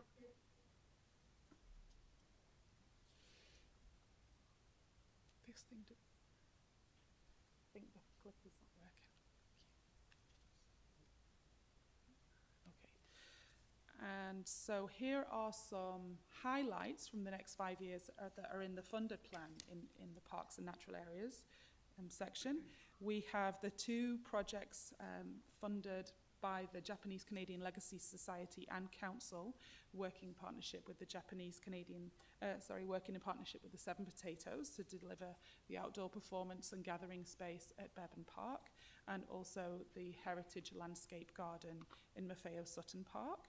Those 2 need to be complete by March of 2027. So right now we're in the design phase of both of those, and construction will take place in 2026. There's also an upgrade to the Bevan Dock. It's hard to see on that picture, but there's a wooden triangle there in the second photograph along the bottom that will be replaced. Smugglers Park Court renewal, that is over on Protection Island. There's a multi-use court there that needs some love from us in 2026 and 2027. Same years over at Mill Logan, we have a replacement of the carpet and some new LED lighting. East Wellington Park, this is the first phase of improvements from the East Wellington Park plan to be implemented in 2027, and that is to begin to look at agricultural uses and some trails in that park. In 2027 and 2028, we continue on with stadium district improvements, and that includes a lot of work at the Sir Oxman Stadium and more work at Rotary Bowl to do pole vault. As well at Sid Clark Gyro, there is a complete renovation planned for 2028, which is a new sand-based field, all new bleachers, new fences, new backstops. It's a very popular park for the baseball community. And then as well at Harewood Youth Park, some lighting planned there. Councillor Hemmons. Thank you, Your Worship. Through you to staff, the Merle Logan improvements and the new carpet, that's replacement of the turf? Is that what? Okay. That's correct. And will that be one of the fields or both of the fields? It's one of the fields. The second artificial turf field was replaced last year. The carpet was, yes. Okay, thank you. So something that is not in the funded 5-year plan is the 3rd phase of improvements at Westwood Lake Park. This is a phase that council may wish, it's presently, right now, proposed timing is 2030. And this aims to look at improving the connections between first and second beach, and also improving accessibility and access to water. Right now, if you are in a wheelchair, the best way for you to get to Second Beach from First Beach is along the roadway. So this is what this project aims to achieve, is that connection for all. That section really needs to be improved. The trails are old and degraded. It also offers a great opportunity to offer a new vantage point from where the current old washroom building is, which is going to be repurposed as part of the second phase we're currently working on now.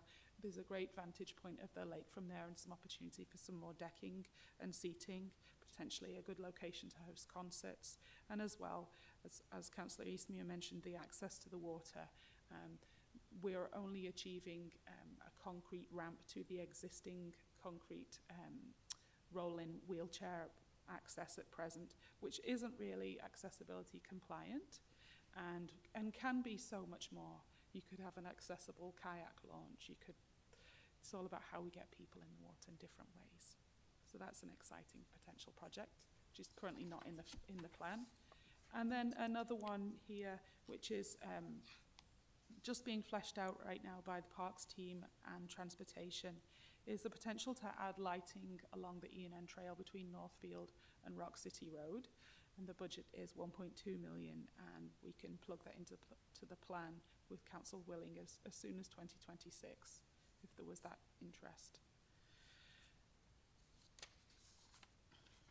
So the Parks and Natural Areas team develops a park plan for council approval that is always in connection with the community and city plan.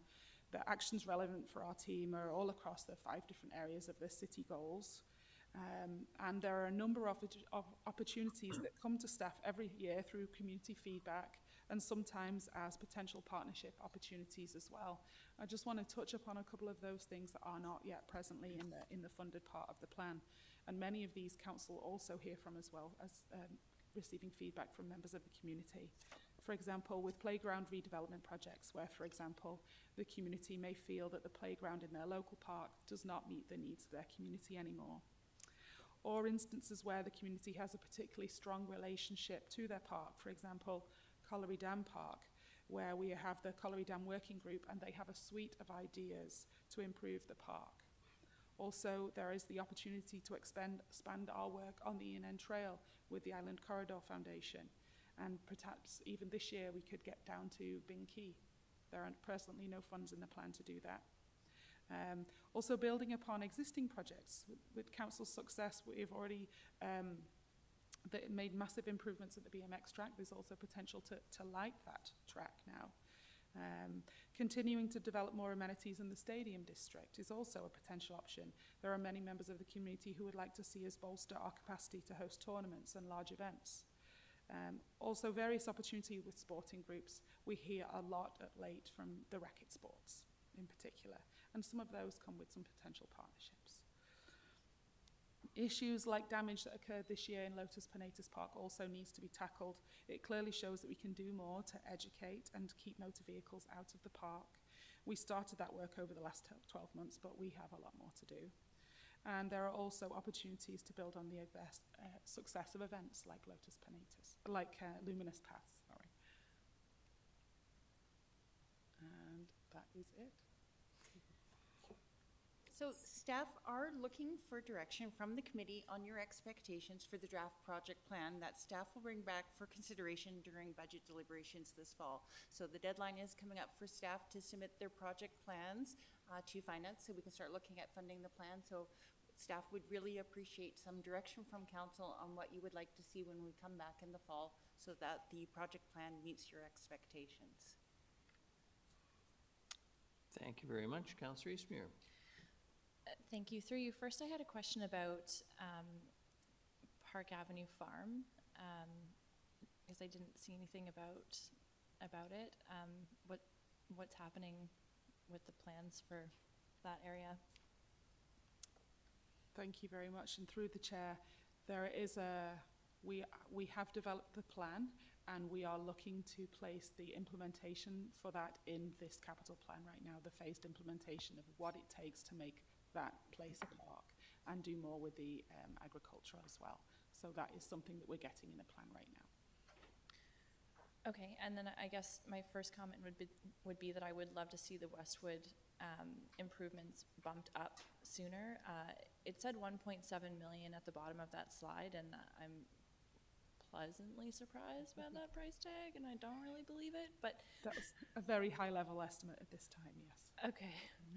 Well, yes, I really think that we've done so much in that park, and this next piece is really critical for the full community accessibility there, and it is really well loved and well used. And because we put in that second fully universally accessible washroom, I think really doing the final pieces to make it as accessible as possible would be great. So I'd love to see that happen before 2030.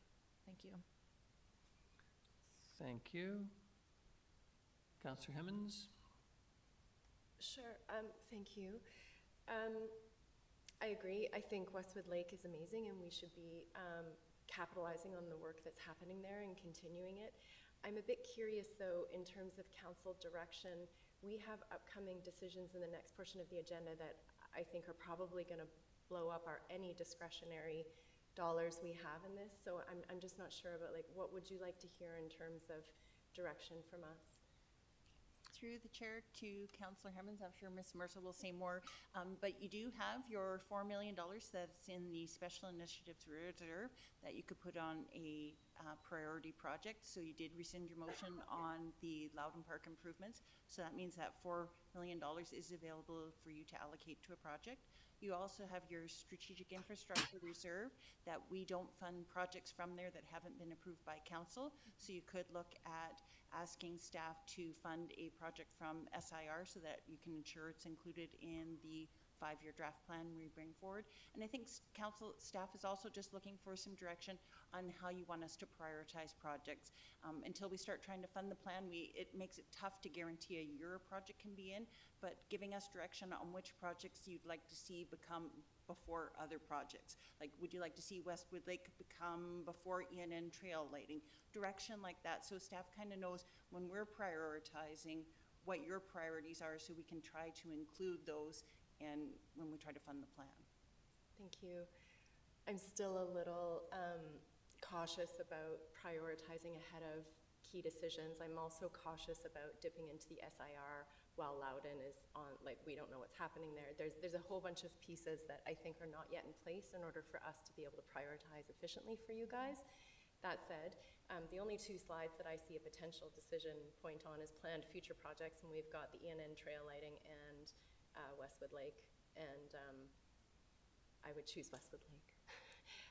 But again, I think it's a bit premature for me. I think we have so many things on the books that we don't yet know final price tags on. I'm hearing Ms. Davis say we don't know if we can get it in Q3 or Q4 of this year in terms of those projects. So I'm always happy to provide direction, but I just feel like the environment that I don't have all of the information that I need to make those decisions right now.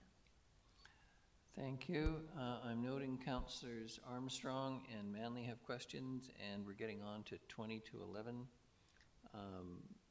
I suspect there may be a few more questions as well on this section before we move into the next, so maybe we'll take the morning break now, if that's all right. 10 minutes. I have to leave, so could I ask my question? Go ahead, Councillor Armstrong. We'll give you priority. Thank you. Just my concern is when we saw the stuff that, especially that came from Mr. Rosen, et cetera, we've got some huge shortfalls on our funding. And I don't even want to look at spending any discretionary money until we look at our priorities. And I think this council is going to have to make some hard decisions this year. You know, and I know we've heard this a lot at the RDN, but our taxpayers really are struggling right now. And even like an extra 1% for some is very difficult. So I think we're going to have to really look hard at this budget. And for me, I only want to see right now must-haves followed by needs, and nice-to-haves I don't think we should even be looking at right now until we get to those hardcore decisions. Thank you. Thank you. Councillor Manley, can you wait till after the break? Sure. Thank you. You're very gracious. 10 minutes, everyone. It's 10:39 by my clock here.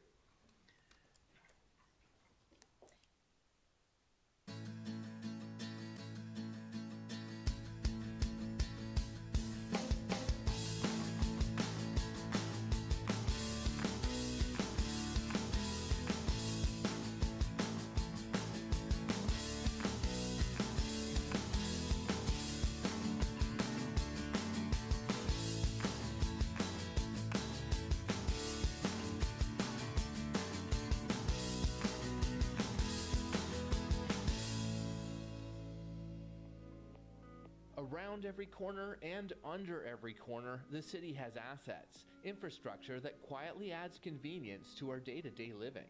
From the pipes that carry our water and wastewater, to the roads that we walk, cycle, and drive on, to the amazing parks facilities that keep us active. We depend on this infrastructure without really thinking about its upkeep. That is, until something goes wrong.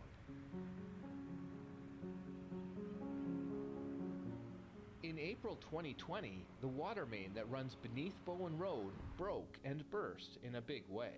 I don't think there's anything we depend upon in this community more than our water supply. We have dams, we have a reservoir, we have a water treatment plant, we have big water trunk mains and distribution mains, fire hydrants, and all kinds of other pieces of infrastructure totaling $1.5 billion that all bring water to our 100,000 residents. We have to be really careful to plan and make sure that that system is robust and resilient so that nobody's ever without water. The water main on Bowen Road was quickly repaired, and recognizing that the entire water main was at risk, a plan was quickly moved forward to replace it with the Midtown water supply, a new seismically safe water main built for future growth and expected to last for nearly a century.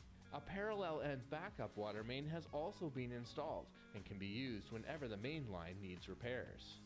When we plan to replace our assets, our underground infrastructure, our facilities, all of those sorts of things, we want to make sure we're future-proof as possible. We're really looking out for the long-term best interest of the community. And so we want to make sure that the infrastructure is resilient, it's hardened, and it has sufficient capacity for growth, for unpredictable events such as earthquakes or wildfires. And we want to make sure that we're protecting the environment as much as possible. Making smart, modern improvements and focusing on sustainability applies to all of the city's asset management planning, regardless of a project's scale. As our infrastructure ages and it becomes time to replace it, because that's really part of the asset management life cycle, we always strive to replace with newer technology, more effective, more efficient fixtures, or even enhancing and taking advantage of newer technology. So a few examples would be LED streetlights, replacing the old high-pressure sodium, very environmentally invasive, with LED, much more focused and much less cost of electricity. Another example would be the boilers in our pools. We're getting away from the intensive GHG gas boilers and shifting more and more to electric, and still using the old ones as backup. Another great example that we like to point to, it's been really relatively under the radar for the last 10 years, is at our #1 reservoir, we actually, as we fill the reservoir, generate electricity and sell that back to the grid to the tune of about $100,000 a year. Even with the city's best planning, the unpredictable can happen, such as the water main break on Bowen Road. Planning for the unexpected is one more reason why the city maintains an asset management fund. With $4.8 billion in infrastructure, planning and budgeting for the future is crucial to keep Nanaimo healthy. So a huge part of planning ahead involves determining how much money is needed to fund the replacement of assets, and the city uses long-term planning to do that. The city has 3 asset management funds that help with long-term infrastructure planning. One for water, one for sewer, and a general asset management fund. So the contributions to the 3 asset management reserve funds help to smooth out the impact on property taxes and user fee increases when replacement is needed. You know, for the last 10 or 12 years, Nanaimo's council has been really supportive in annual contributions and increasing approximately 1% of taxes every year dedicated to asset management to ensure that our funding to replace our old assets remains sustainable. As Nanaimo is one of the fastest growing cities in BC, the demand on our infrastructure is growing right along with it. This makes long-term planning more important now than ever. Without that contribution to asset management reserves, we wouldn't be able to ensure that the services Nanaimo continues to rely on and appreciate and enjoy would be able to be sustained.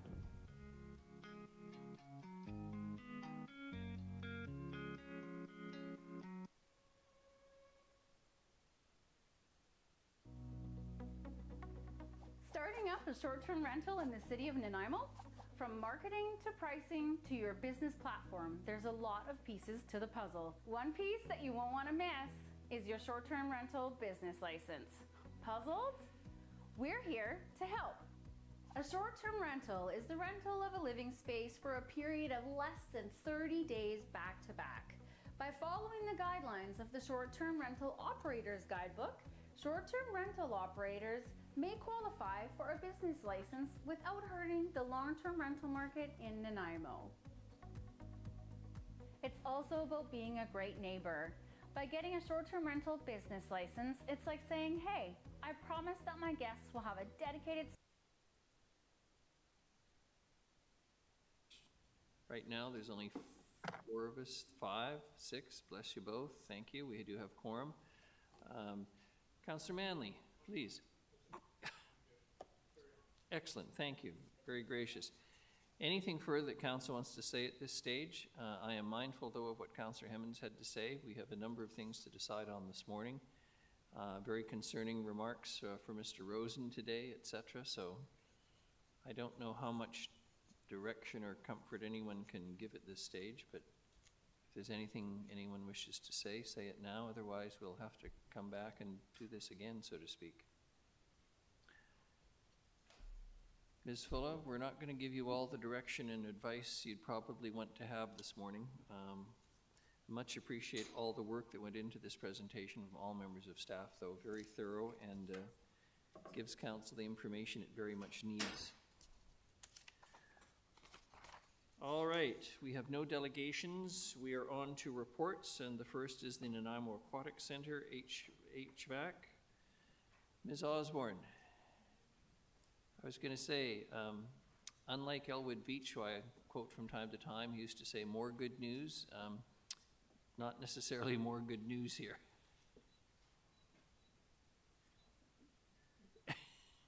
And welcome back from holiday. Ho, ho, ho. Good morning, Mayor and Council. Yes, I'm here with a fun report.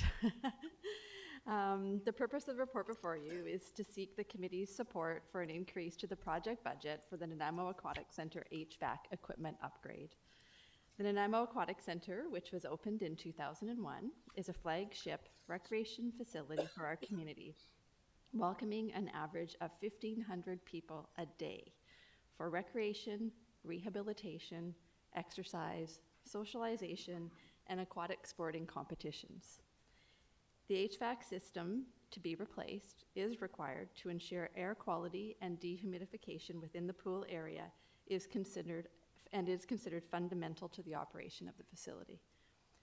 The report before you provides further background on the operational and mechanical needs for this upgrade, provides project timeline, information on budget increases, and considerations for funding. The project has been awarded a grant for $3,856,461 from the Canadian Infrastructure Program Clean Communities Fund. However, the project budget has increased from $55.7 million to a projected cost of $12 million over the past 3 years.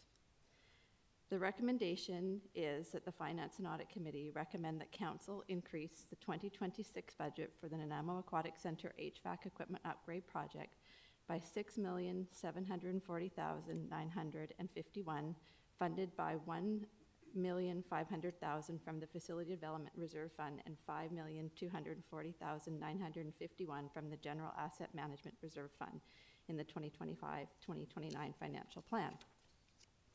I have with me today Jennifer McCaskill, Manager of Facility Asset Planning, and Mr. Mike Bryson, Deputy Director of Civic Facilities, to answer any questions that you may have on this report and recommendation. Thank you.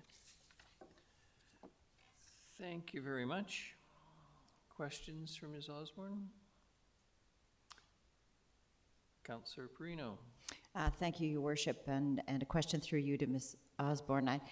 So you did refer to this affects the operations of the whole facility. This is what I'm trying to determine in my own mind is whether or not this is an absolute, as Councillor Armstrong suggested, must-have. Through His Worship to Councillor Perino, my understanding is that this is a must-have. Okay. And as described in the report, there are portions of this project that can be completed that would not impact the facility operation and impact the service levels. and there are portions that require a complete shutdown, which would impact service levels. We would do what we could to accommodate the public and their needs for their aquatic services through other aquatic facilities that we have and beaches that we have within the city, and hope to minimize the impact on community. Okay, and just so any of the public that are listening to this project, there's not doing it at all, holding off would do what? Just for the public so they understand, because it's so monstrous, it's hard to grasp. But not doing this, what happens? I think the best way for me to answer that is to defer to my colleagues here who can speak to the mechanical and operational impact of not doing the mechanical upgrade. Please. Good morning. Not doing this work is not an option. The timing of it is a question, as is the second option in the report. Yes. The primary portion of this work is to replace 2 major air handling units that are currently inside the building.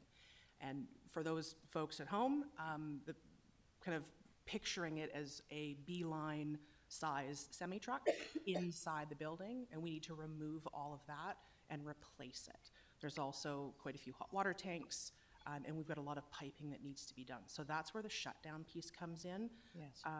But in terms of what that system is doing, it is removing the extra humidity in the air so that the pool can function properly. We have a requirement to have air changes within the building as part of maintaining an indoor pool. So this system is intrinsic to that service portion. Right now, we're managing it through exhausting 100% of our inside air and bringing in new makeup air.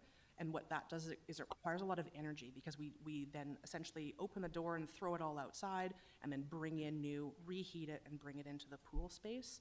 So the project in general is asset renewals, but there's also going to be a large energy component to it, which the report speaks to.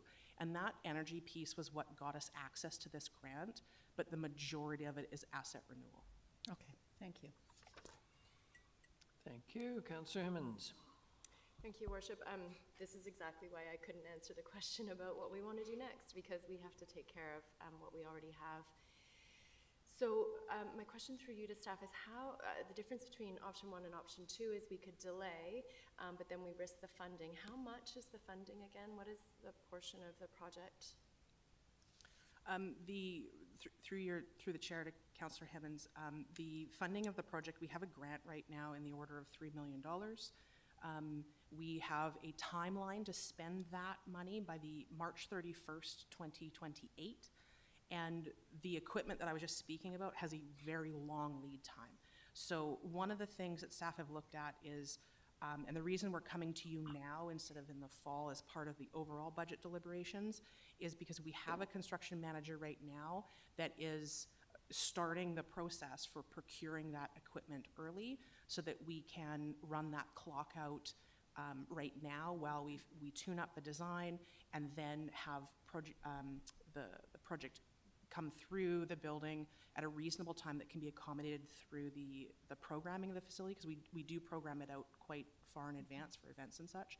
And so the deferral in the option 2 would potentially jeopardize that timing of the 2028, March 31st, it's their fiscal year, obviously.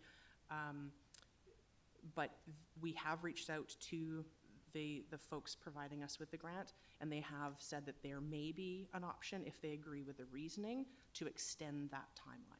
So there's a bit of a question mark there. When we had our initial meeting, this is the dollar value that we're seeing. Have you seen this before? And they said, unfortunately, they're running into quite a few of the projects that were approved through these funding streams, that because of the timelines associated with applying originally, and then we had to do a secondary intake or a secondary report to confirm our granting. They're seeing a lot of projects coming back to them that are asking and saying, is there any more money? And unfortunately there isn't, but that's, I think, where they're able to say, well, we can maybe work with you on the timeline if deferring the project for the city of Nanaimo supports the funding of it within our overall project plan.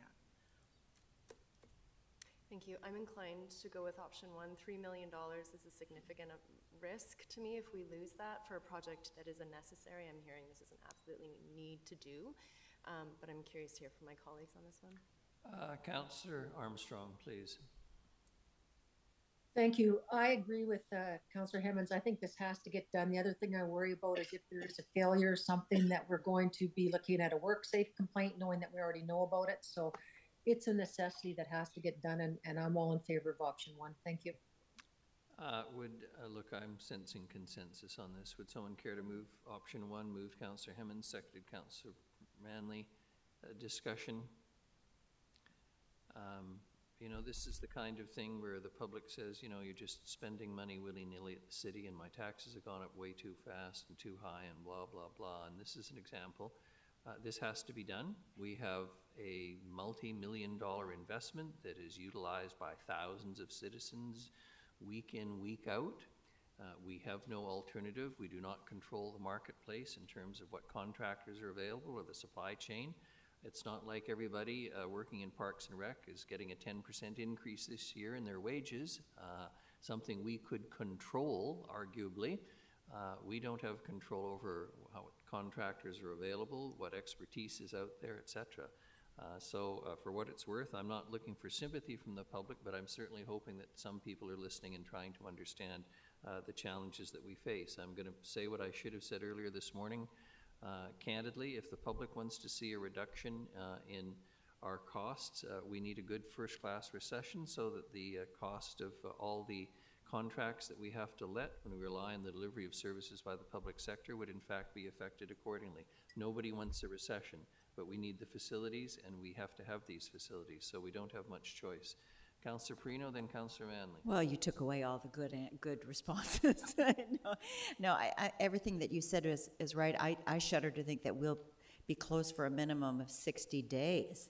Just what that means to the public that use it on an, you know, certainly an every week basis. It has to be done. This is the way you, I mean, this pool's been around for what, close to 25 years. This is part of what we have to do to maintain it and keep it going for the next 25, 50 years. So I'll be voting in favor of it, but I sure don't like the price tag. Thank you. Thank you very much. Councillor Manley, please. I just had a quick question about the planned shutdown. Are we going to plan to shut this down in the summertime when people can use the lakes and the outdoor pool, etc.? Through His Worship to Councillor Manley, what we hope to do is actually identify the best time that would have the least impact on the clubs and the services. There really is no good time to shut down any facility for a length of time, and it impacts the various different operations within our community. But we are going to try to identify the best time and then back that out from there. Are there any other opportunities for grants or funding for this? For this project? Through your worship to Councillor Manley, this was the second or third intake for this funding stream, and our contact there has said there's no indication of future funding streams. There is a bit of a question now with the removal of the provincial carbon tax, where some of this funding that has previously been received by municipalities will come from. So everybody that I have spoken to with respect to any level of climate-oriented funding is being quite tight-lipped about what may or may not happen in the future. So there's nothing that we have seen. In terms of an asset renewal funding stream, we're not seeing anything there except for shared borrowing levels of funding so that the granting amount would offset the interest paid. And I would defer to Ms. Fuller and Ms. Mercer on why that is sometimes a good fit and sometimes it's not. Okay. All right, well, asset. Sorry. So keep these things operational, so thank you. Thank you very much. Not seeing any further discussion. Motion's on the floor. All those in favor? Option one. Any opposed? None. Motion carries. Thank you very much. Appreciate the report this morning. And the next one is ERP project budget increase request. Ms. Mercer, please. Thank you, Your Worship. So SAP is the city's current ERP, or Enterprise Resource Planning System, and it will go end of life at December 31st, 2027. Staff began the replacement search in 2021 and awarded the contract in 2023 to Agilix to implement the Unit 4 software solution. As we've had SAP in place for about 25 years, the selection and implementation of the new ERP solution will support modernization of business practices with a focus on improved decision-making capabilities and process optimization, efficiency, and automation. So since 2023, city staff and Agilix have been working towards a go-live date of mid-2025. And to date, the system has been designed and built, and the testing phase has started. So the original budget was just a little over $3.2 million and included costs for project implementation, which is the consulting costs that relating to mostly Agilix. There are some Unit 4 annual licenses for the project. So how licenses work, during the project, the licenses for the software modules get charged to the project. After go-live date, they become operating costs. There was budget for staff secondment to the project, and there were some other miscellaneous costs, such as costs related to the RFP process, staff training once the system is up and ready, and some costs for computer. So despite the city's best laid plans for staff secondment, events outside our control resulted in project delays as staff were having to split their time between day-to-day operations and the project. The reality is we just weren't able to backfill all of the seconded positions as planned. And in addition to that, we had a key staff person resign, and that made full secondment impossible for the finance team. To help combat this, the city relied on the contractor for more support during the project that wasn't anticipated, just to keep the project moving forward. So even with the additional contractor time, it was not feasible to complete the project as planned. So the decision was made after much debate and discussion to extend it for another year. And these decisions have resulted in increased costs to complete the project. So implementation cost increases related to data migration help. So city staff needed additional support in migrating the data out of SAP into the Unit 4 software. We also had some increased costs for testing. There are multiple rounds of testing involved in the project, and the original plan was to have city staff write all of the test scripts and then do all of the rounds of testing. What the plan is instead is Agilix, our contractor, wrote all of the test scripts, staff approved them to make sure that they were fully applicable, and then they did the first round of testing for some of the areas. And what this did is it gave staff the opportunity to keep track of keep on top of day-to-day operations and plan for the remainder of, plan staffing for the remainder of the projects. Now the city staff will do the remaining testing, so it also provides a training time for staff to get used to the system as well. The original budget included staff creating most of the reporting. So lots of the reports, some reports come canned with the project, some need to be written specifically for the city. The original plan was for Agilix to show us how to do report writing, and then staff would do it. However, to keep the project moving, Agilix is going to write most of the reports for us just to keep it moving. We ran into some issues integrating a couple of our current software systems into Unit 4. The main cost driver was the integration with our asset management system, Cartograph, and this will allow the systems to talk back and forth to one another. They push and pull data between the two projects or programs, and we struggled with some integrations there, so there is additional costs there. We also are looking to Agilix to help us with organizational change management support. So this will provide full service organizational change management to support the city during the project. So as a new system will impact all departments within the city, we're looking to roll out a robust plan, and that's key to a successful implementation. We want this to go live to be as non-eventful as possible, and this will help us do that. And of course, by extending the timeline for a year, there's additional costs for Agilix project management and some other related costs. So this added $967,000 to the project. By extending the project by a year, Unit 4 licenses for a full year in 2025 and a partial year in 2026 are now being charged to the project. And these would otherwise have been charged to the operating cost center, but as this project has extended, so has the licensing for that. And this has added approximately $472,000 to the project cost. Finance staff secondments have been rearranged, and we now have a couple of people dedicated to the project. As well, all of the backfill positions have been filled, so moving forward, both operations and the project are fully supported. In addition, a dedicated city project manager has been assigned to the project. So Mr. Abe Lang, our manager of IT application services, is now dedicated to the project, and his wages are now being fully charged to the project. And just so you know, his management position has been backfilled, so the operations side of house is fully supported as well. So these changes have increased the project's secondment budget by $333,000. And in addition to the items that I have just mentioned, some additional software needs were identified once the project started that were not originally anticipated.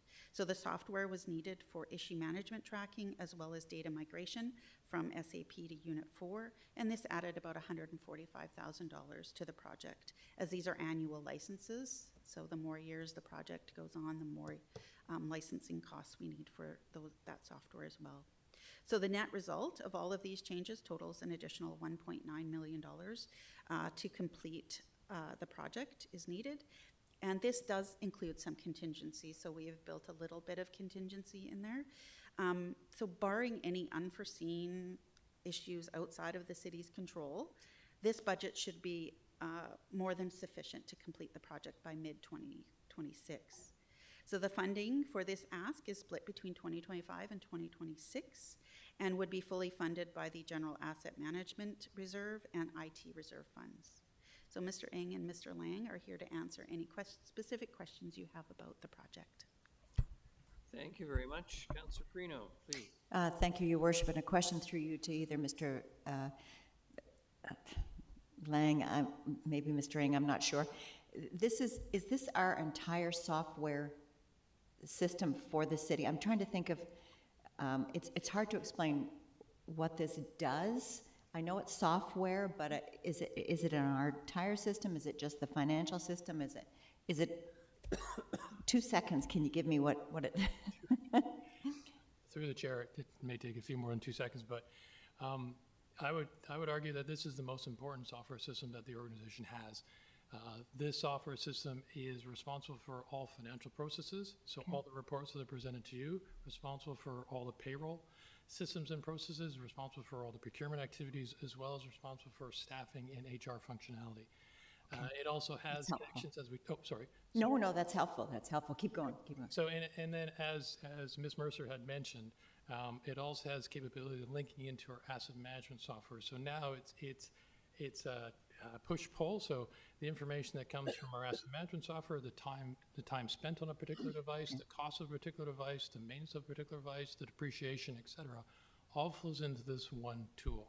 Okay. So now that we have at our, I don't want to say within a couple of clicks, but that's kind of the analogy, is that the information that this tool presents is about as real time as it can get for any financial and or staffing and or asset within the city's control. Okay, so given your statement, we can't live without this. The city cannot live without this software, right? So given that, I'll certainly put the motion on the table if you want. Seconded, Councillor Hemmons. Discussion, Council? I think Ms. Mercer beat us to death appropriately. This one's going to pass. All those in favor? Any opposed? None. Motion carries. Thank you very much. Much appreciate this. Again, another example of what has to be done, and we have no alternatives. Thank you for your attendance.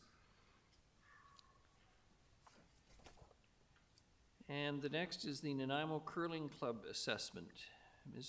The dynamic threesome is back, the three amigos. Please.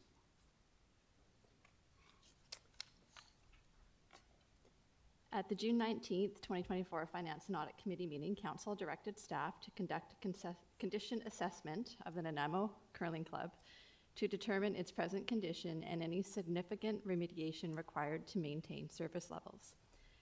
The Nanaimo Curling Club, as you know, is currently operated under a co-management agreement with the City of Nanaimo. And the report before you provides information on the findings of a structural assessment that was done in January of this year, as well as information on the City of Nanaimo's annual budget contributions, previous capital projects, and future financial considerations based on the complete assessment of the Nanaimo Curling Club. The recommendation before you is that the Finance and Audit Committee recommend that Council direct staff to prioritize necessary funds to sustain services at the facility, including a new roof and a sustainable surface to support the ice, while investigating additional programming for the facility. Again, Mr. Bryson and Ms. McCaskill are here to answer any questions that you may have. Councillor Prino. Sorry, Your Worship. We had the society come forward last year or the year before, I can't remember now. And what was that they were improving? What was that? I just can't remember all the details. So, Your Worship, to Councillor Perino, they had come in requesting for assistance in purchasing a new chiller.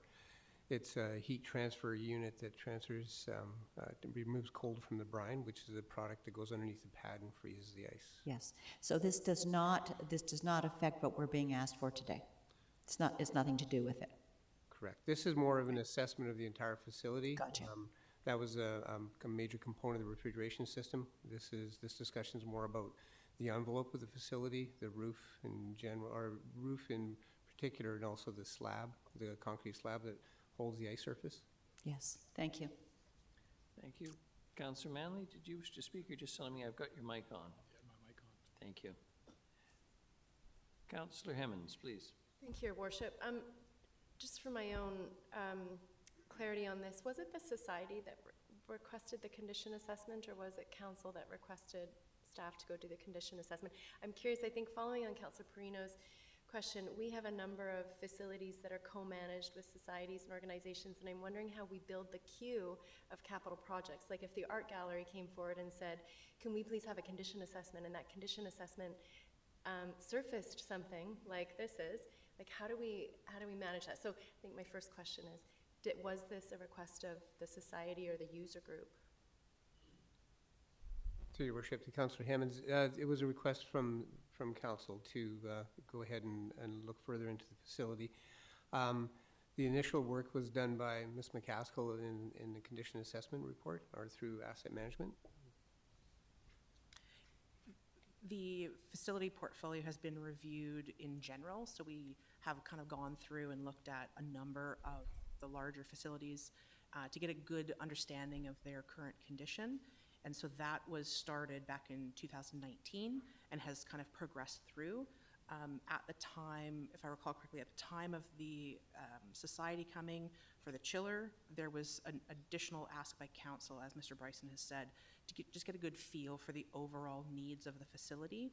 And while the chiller is required to make ice, a roof is required to make sure that the building stays dry, and a surface is needed to support that ice that the chiller is making. So those are two pieces that are on the city's side of the responsibility in the co-management agreement, but there are other things obviously at the facility that we looked at as part of the overall condition assessment, and quite a few of those would fall into what I spoke about earlier in those 500 keep the lights on type projects. We'll be doing those just as a part of usual asset management at the facility.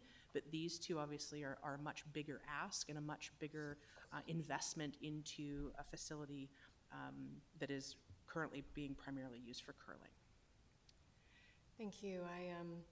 I think of the library where we have 39 branches, and we needed about 4 years ago, we did a really big complete plan of all of our assets, and that informed our list, our queue of where we need to go. Otherwise, it was, you know, Parksville roof is leaking and Port Alberni has this deficiency, and without that comprehensive analysis of the whole picture, it's really difficult to do it equitably. So I appreciate hearing that that work has been done, and that this wasn't at the direction of the society. So thank you.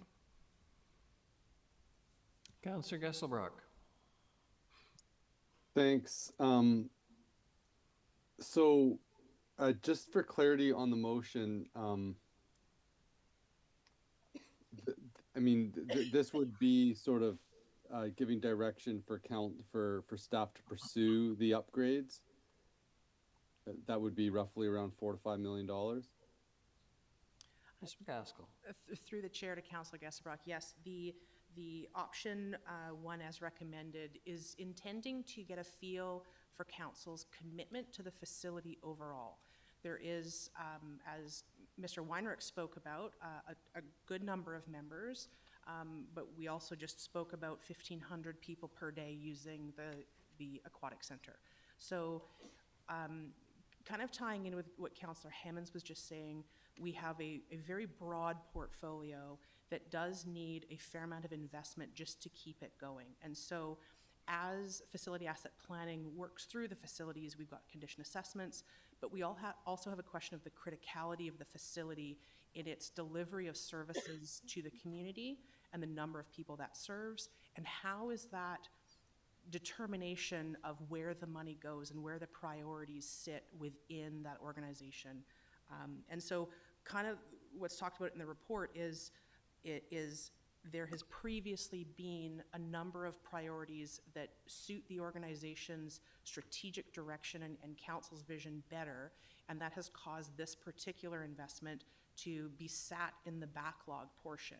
Unfortunately, now it's reaching a very critical point. The roof is actively leaking, and it is being managed, but it's a significant investment into a fairly niche group. And that's really a question to council to say, what is the future of this facility? And so the intent of the option, just coming back to your question, Councillor Gesselbrock, is really invest in the facility as a whole. Maybe there's other programming that can work, and we can include more of the community members in that investment, or is there a different direction that council wants to go? Great, thank you. So just to follow up, what is the current membership of the curling club? As far as I understand, it's approximately 480 members That are using it, okay.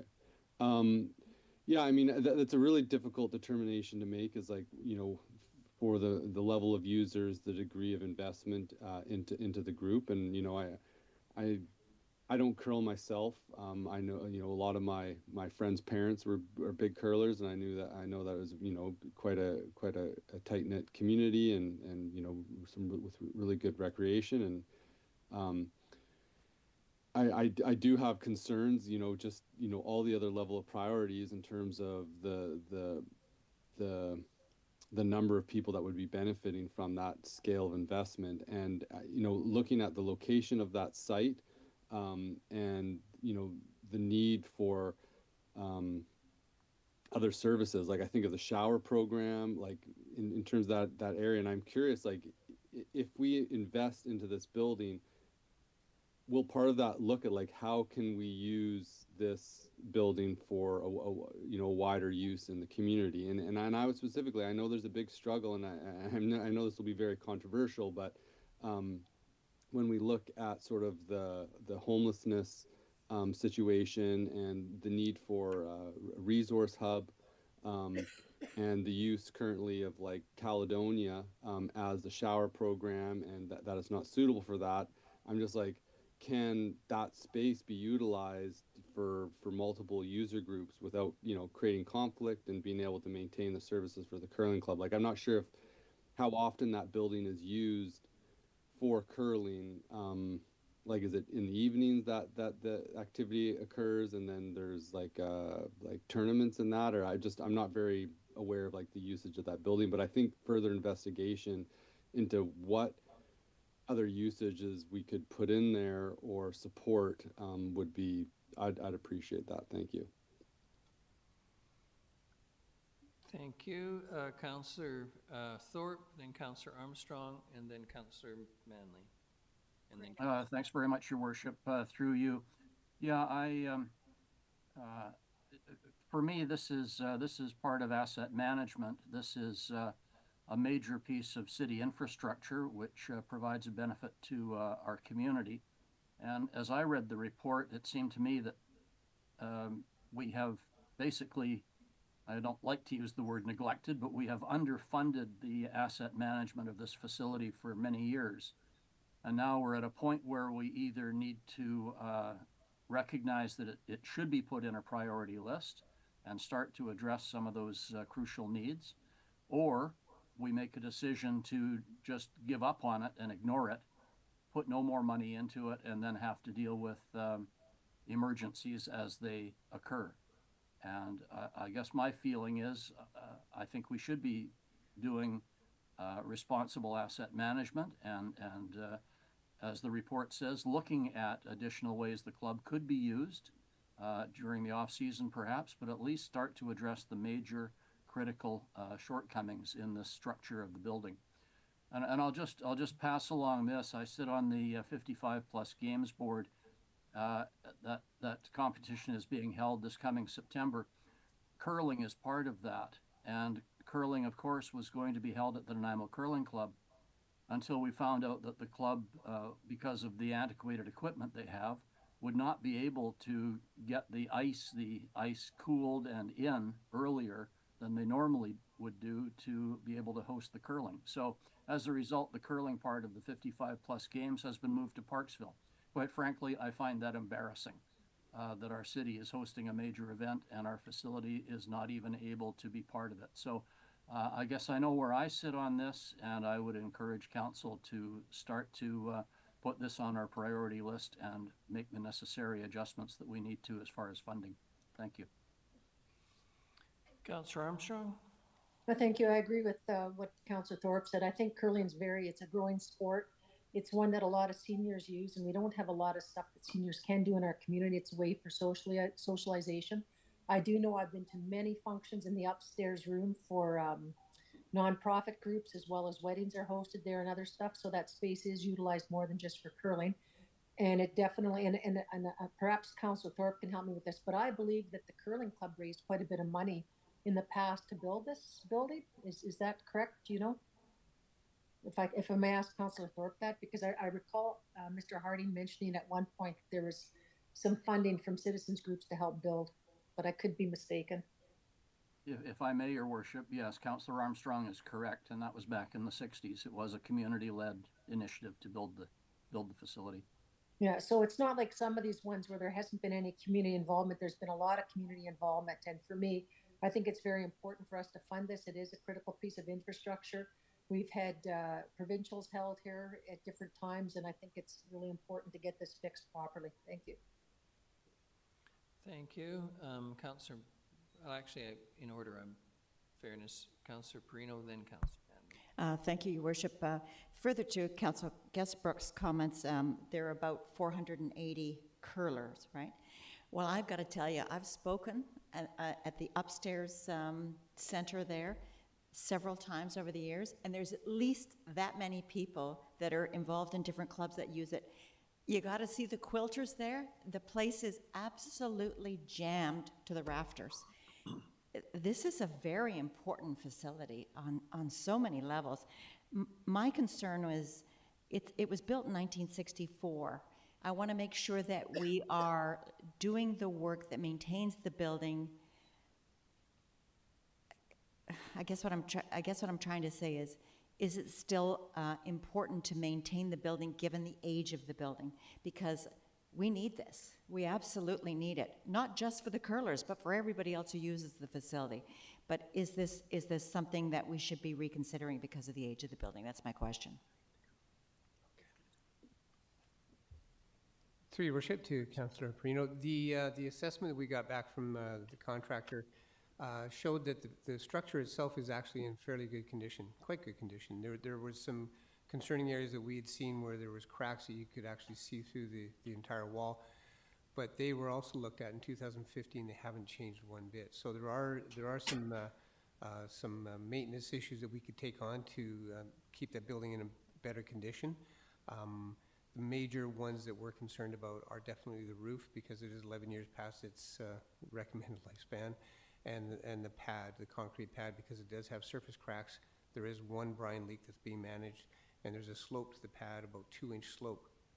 So what that means is, because curling has to be level, you've got 2 inches more water or ice on one side than the other, so it's just that much more power it takes to keep that frozen. Okay. So, I mean, it can hold ice for some time, and it's working, it's functioning, but the roof is definitely the prime. But the rest of the facilities, I walked through with the consultant and looked through, and it's surprisingly well built.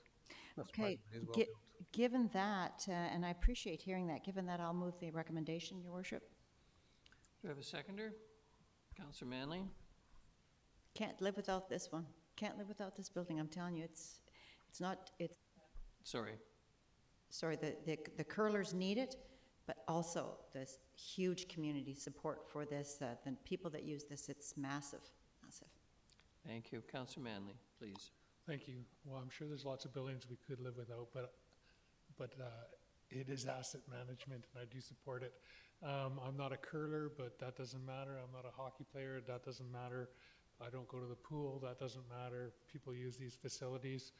Replacing the roof and making sure that we keep a sound structure is important, because looking at the price tag of replacing it, $40 million is out of the question, when we could just be continuing to keep the building standing. And I do think it's unfortunate that we have the seniors games coming and we can't use this facility as part of the seniors games.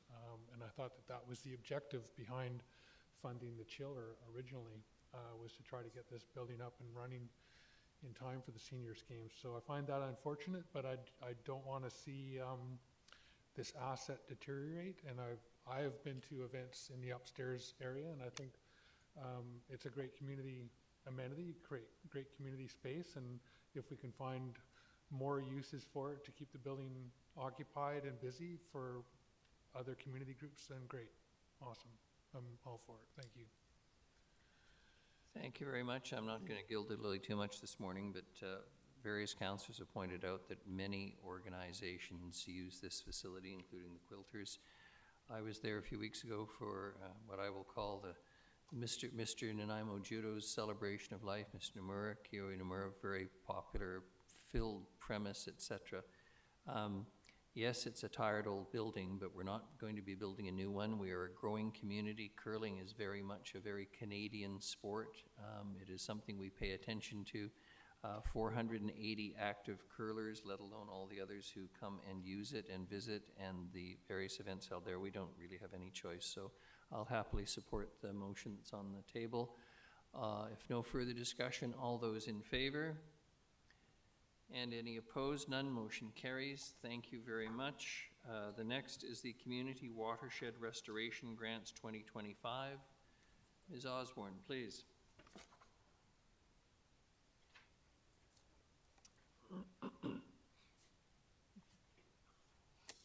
Well, it's a pleasure to bring this one forward. The purpose of this report before you is to allocate the funds for the Community Watershed Restoration Grant for this year. The Community Watershed Restoration Grant was initiated by Council in 2021 to support organizations, environmental nonprofits, or individual residents that aim to carry out projects that advance the city plan and the green goals. This year, 5 grant applications were received. An interdepartmental staff committee reviewed the applications through guidelines and criteria, and the recommendation before you is to fund 4 of those 5 applications. It was determined that one of the applications required further information but could potentially be funded in the future. It is recommended that the successful applications be the Nanaimo Area Land Trust for a project titled Maintenance of Beaver Dams to Secure Flow for $4,166. The Wellington Action Committee for a project on Divers Lake Western Painted Turtle Protection for $3,800. Pacific Garden Co-Housing, project titled Habitat Restoration Project Chase River for $7,034. And finally, the Wild Coast Ecological Society for a project East Wellington's Park Ecosystem Restoration and Wildlife Education for $5,000. The report before you outlines each project and provides the grant criteria and guidelines. However, I do have beside me Ms. Christy McDonald, who is our Manager of Parks Operations and has been leading this evaluation process, who is available to answer any questions you may have. Thank you very much. Councillor Perino moves the recommended motion. Councillor Manley seconds. Councillor Thorpe, do you wish to speak to it, or you just think we're moving to the vote quickly? No, yeah, I would like to speak to it, Your Worship, please. And through you, I'm just curious about the opinion of council on option number 2, which really changes the direction of the grant funding towards projects which the city has identified as in line with a city plan. So rather than having the groups come forward with their ideas of where to do the projects, they would be required, if they wished, to put their efforts into areas that the city has identified. To me, that seems to make a lot of sense. And I'm just curious if other councillors considered that as a viable option, or what their thoughts are. Thank you. Thank you very much. Councillor Manley? Well, I think in the future that might make sense. At this point, though, because we've have organizations that have come forward, they've identified areas of our city that do need restoration, and I think these are important projects to consider. And I think maybe for future direction, we might want to say that we follow our own action plan, or that the next grant application look at the areas identified by the city. But I think the areas that have been identified in these proposals are good areas to work on. And you know, the organizations are volunteer-driven restoration projects. I think they're all worthy, and at this time I'd just like to see them funded and consider changing direction with the grant in the future. Thanks. Thank you very much. Councillor Gesselbrock. Thanks, Mayor, through you. You know, I think it could be a bit of both. You know, my hesitancy to immediately make it more directly city directed is that, I mean, I don't know the degree of comprehensiveness of our restoration prioritization, and you know, how comprehensive it is. A lot of these areas require so much work, and that, you know, the amount of money that we're putting into restoration in general is you know, nowhere near sufficient. And so it really is up to the initiative of people, and I think when you have volunteer groups willing to do work that is needed, you want to just make sure that you are going with the motivation, the desire to improve, you know, whatever area that is important to them. But at the same time, I do think it is important that, you know, we try to have a comprehensive strategy and prioritization, and that there is enough engagement with community groups and communication with them so that they are aware of where these areas are, and you'd hope that there would be alignment and interest in upgrading the areas that the city says is important as well. So I think we can do both, and I don't think it's a bad track to start integrating together, but I would be hesitant to immediately move it directly to that lens. Thank you. Thank you very much. I'm conscious of the time, what we have left on the agenda. I'm inclined to agree with Councillor Thorpe's comments that we might wish to consider, but on the other hand, I must say I think staff has done an excellent job of processing all of this, and it's much appreciated. If I think staff has heard us, and the acting CAO, Mr. Sims. Thanks, Your Worship. Not to belabor the conversation, but many of the items in the other watersheds or in the integrated action plan would be incorporated into either operational capital projects, either through engineering public works or parks and natural areas. So some work is already ongoing in that area. So as that work develops, that can be incorporated into that option too. Thanks. Thank you very much. All those in favor? And any opposed? None. Motion carries. Thank you. Keep in mind, we're down to 5 now, Council, so nobody leave. The next is the 2025 Community Environmental Sustainability Project Grant Applications. Mr. Holm. Right. Thank you, Your Worship. I'm going to, you have a slightly changed motion, Mr. Holm? That's correct. Thank you, Your Worship. And committee members, we do have an update to the recommended motion that we'll display on the screen overhead. I'll explain a little bit about the grant and explain the update here. So there's a revised motion. You can see the revisions in bold. So we're revising the approved total grant award to $20,000. Hopefully it's on the screen in front of you here as well. And then we're adding an additional award recipient, recommended award recipient, School District 68, Departure Bay Elementary School, $2,500, and that's for phase 2 of Ward Dropper Park improvements. I'll touch on that in a minute here. Apologies for the late update to the recommended motion. There was an administrative error due to some staffing vacancies, and staff had neglected to include one of the applications on the resolution that's on the agenda, the draft resolution that's on the agenda. So this is the Community Environmental Sustainability Project Grant Award. This is the third round of the grant. It was established in 2023 by Council with $20,000 annually funded towards projects that support projects that improve environmental health of natural systems, enhance residents' connection with the natural environment, provide educational value, and contribute to climate mitigation and adaptation. So all good initiatives, and we had 9 applications received and are recommending grant funding for 7 of those proposals. The proposals are outlined in the report in more detail, highlighted on the screen overhead as well. Application from Broombusters Invasive Plant Society is recommended for grant award. Frank Jane A. Parent Advisory Committee is recommended for grant award. Nanaimo Area Land Trust and Friends of Cottle Creek as well. Nanaimo Area Cycling Coalition, Nanaimo Science, Nanaimo Climate Action Hub, and then with the addition, the 7th is the School District 68 Departure Bay Elementary School, $2,500 towards phase 2 of Ward Dropper Park improvements. The last one that's just been added there, School District 68, was funded for phase 1 of Ward Dropper Park improvements through the same grant program, the initial intake. That was $3,100 awarded in 2023. They completed phase 1. We got confirmation of that in February, and they're applying for funding for phase 2. Happy to take any questions on these.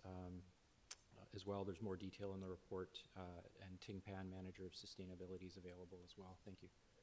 Thank you very much, Councillor Perino has already indicated she wanted to move it. I assume Councillor Manley is seconding it. Any discussion, Council? Well, Councillor Manley? These are great little projects. I'm happy to see the schools involved in these kind of projects as well, like the educational component of them. It's a small amount of money, and happy to support it. Very good. Thank you. All those in favor? And any opposed? None. Motion carries. Thank you. Appreciate it. The next is the quarterly purchasing report, single and sole source purchases in excess of $250,000 and instances of exceptions to trade agreements. Ms. Mercer, it's a long title. Yeah, thank you, Your Worship. So this report is for the first quarter of 2025, so January 1st to March 31st. Appendix 1 outlines sole and single source purchases. Appendix 2 outlines purchases over $250,000, and there were no instances of exceptions to the trade agreements for the period ending March 31st. Thank you very much. You've had the report. Any questions? Thank you. Much appreciated. We have no other business. Safely say there's nothing for question period. So I'd ask for procedural motion to proceed in camera. Move Councillor Manley, seconded Councillor Perino. All those in favor?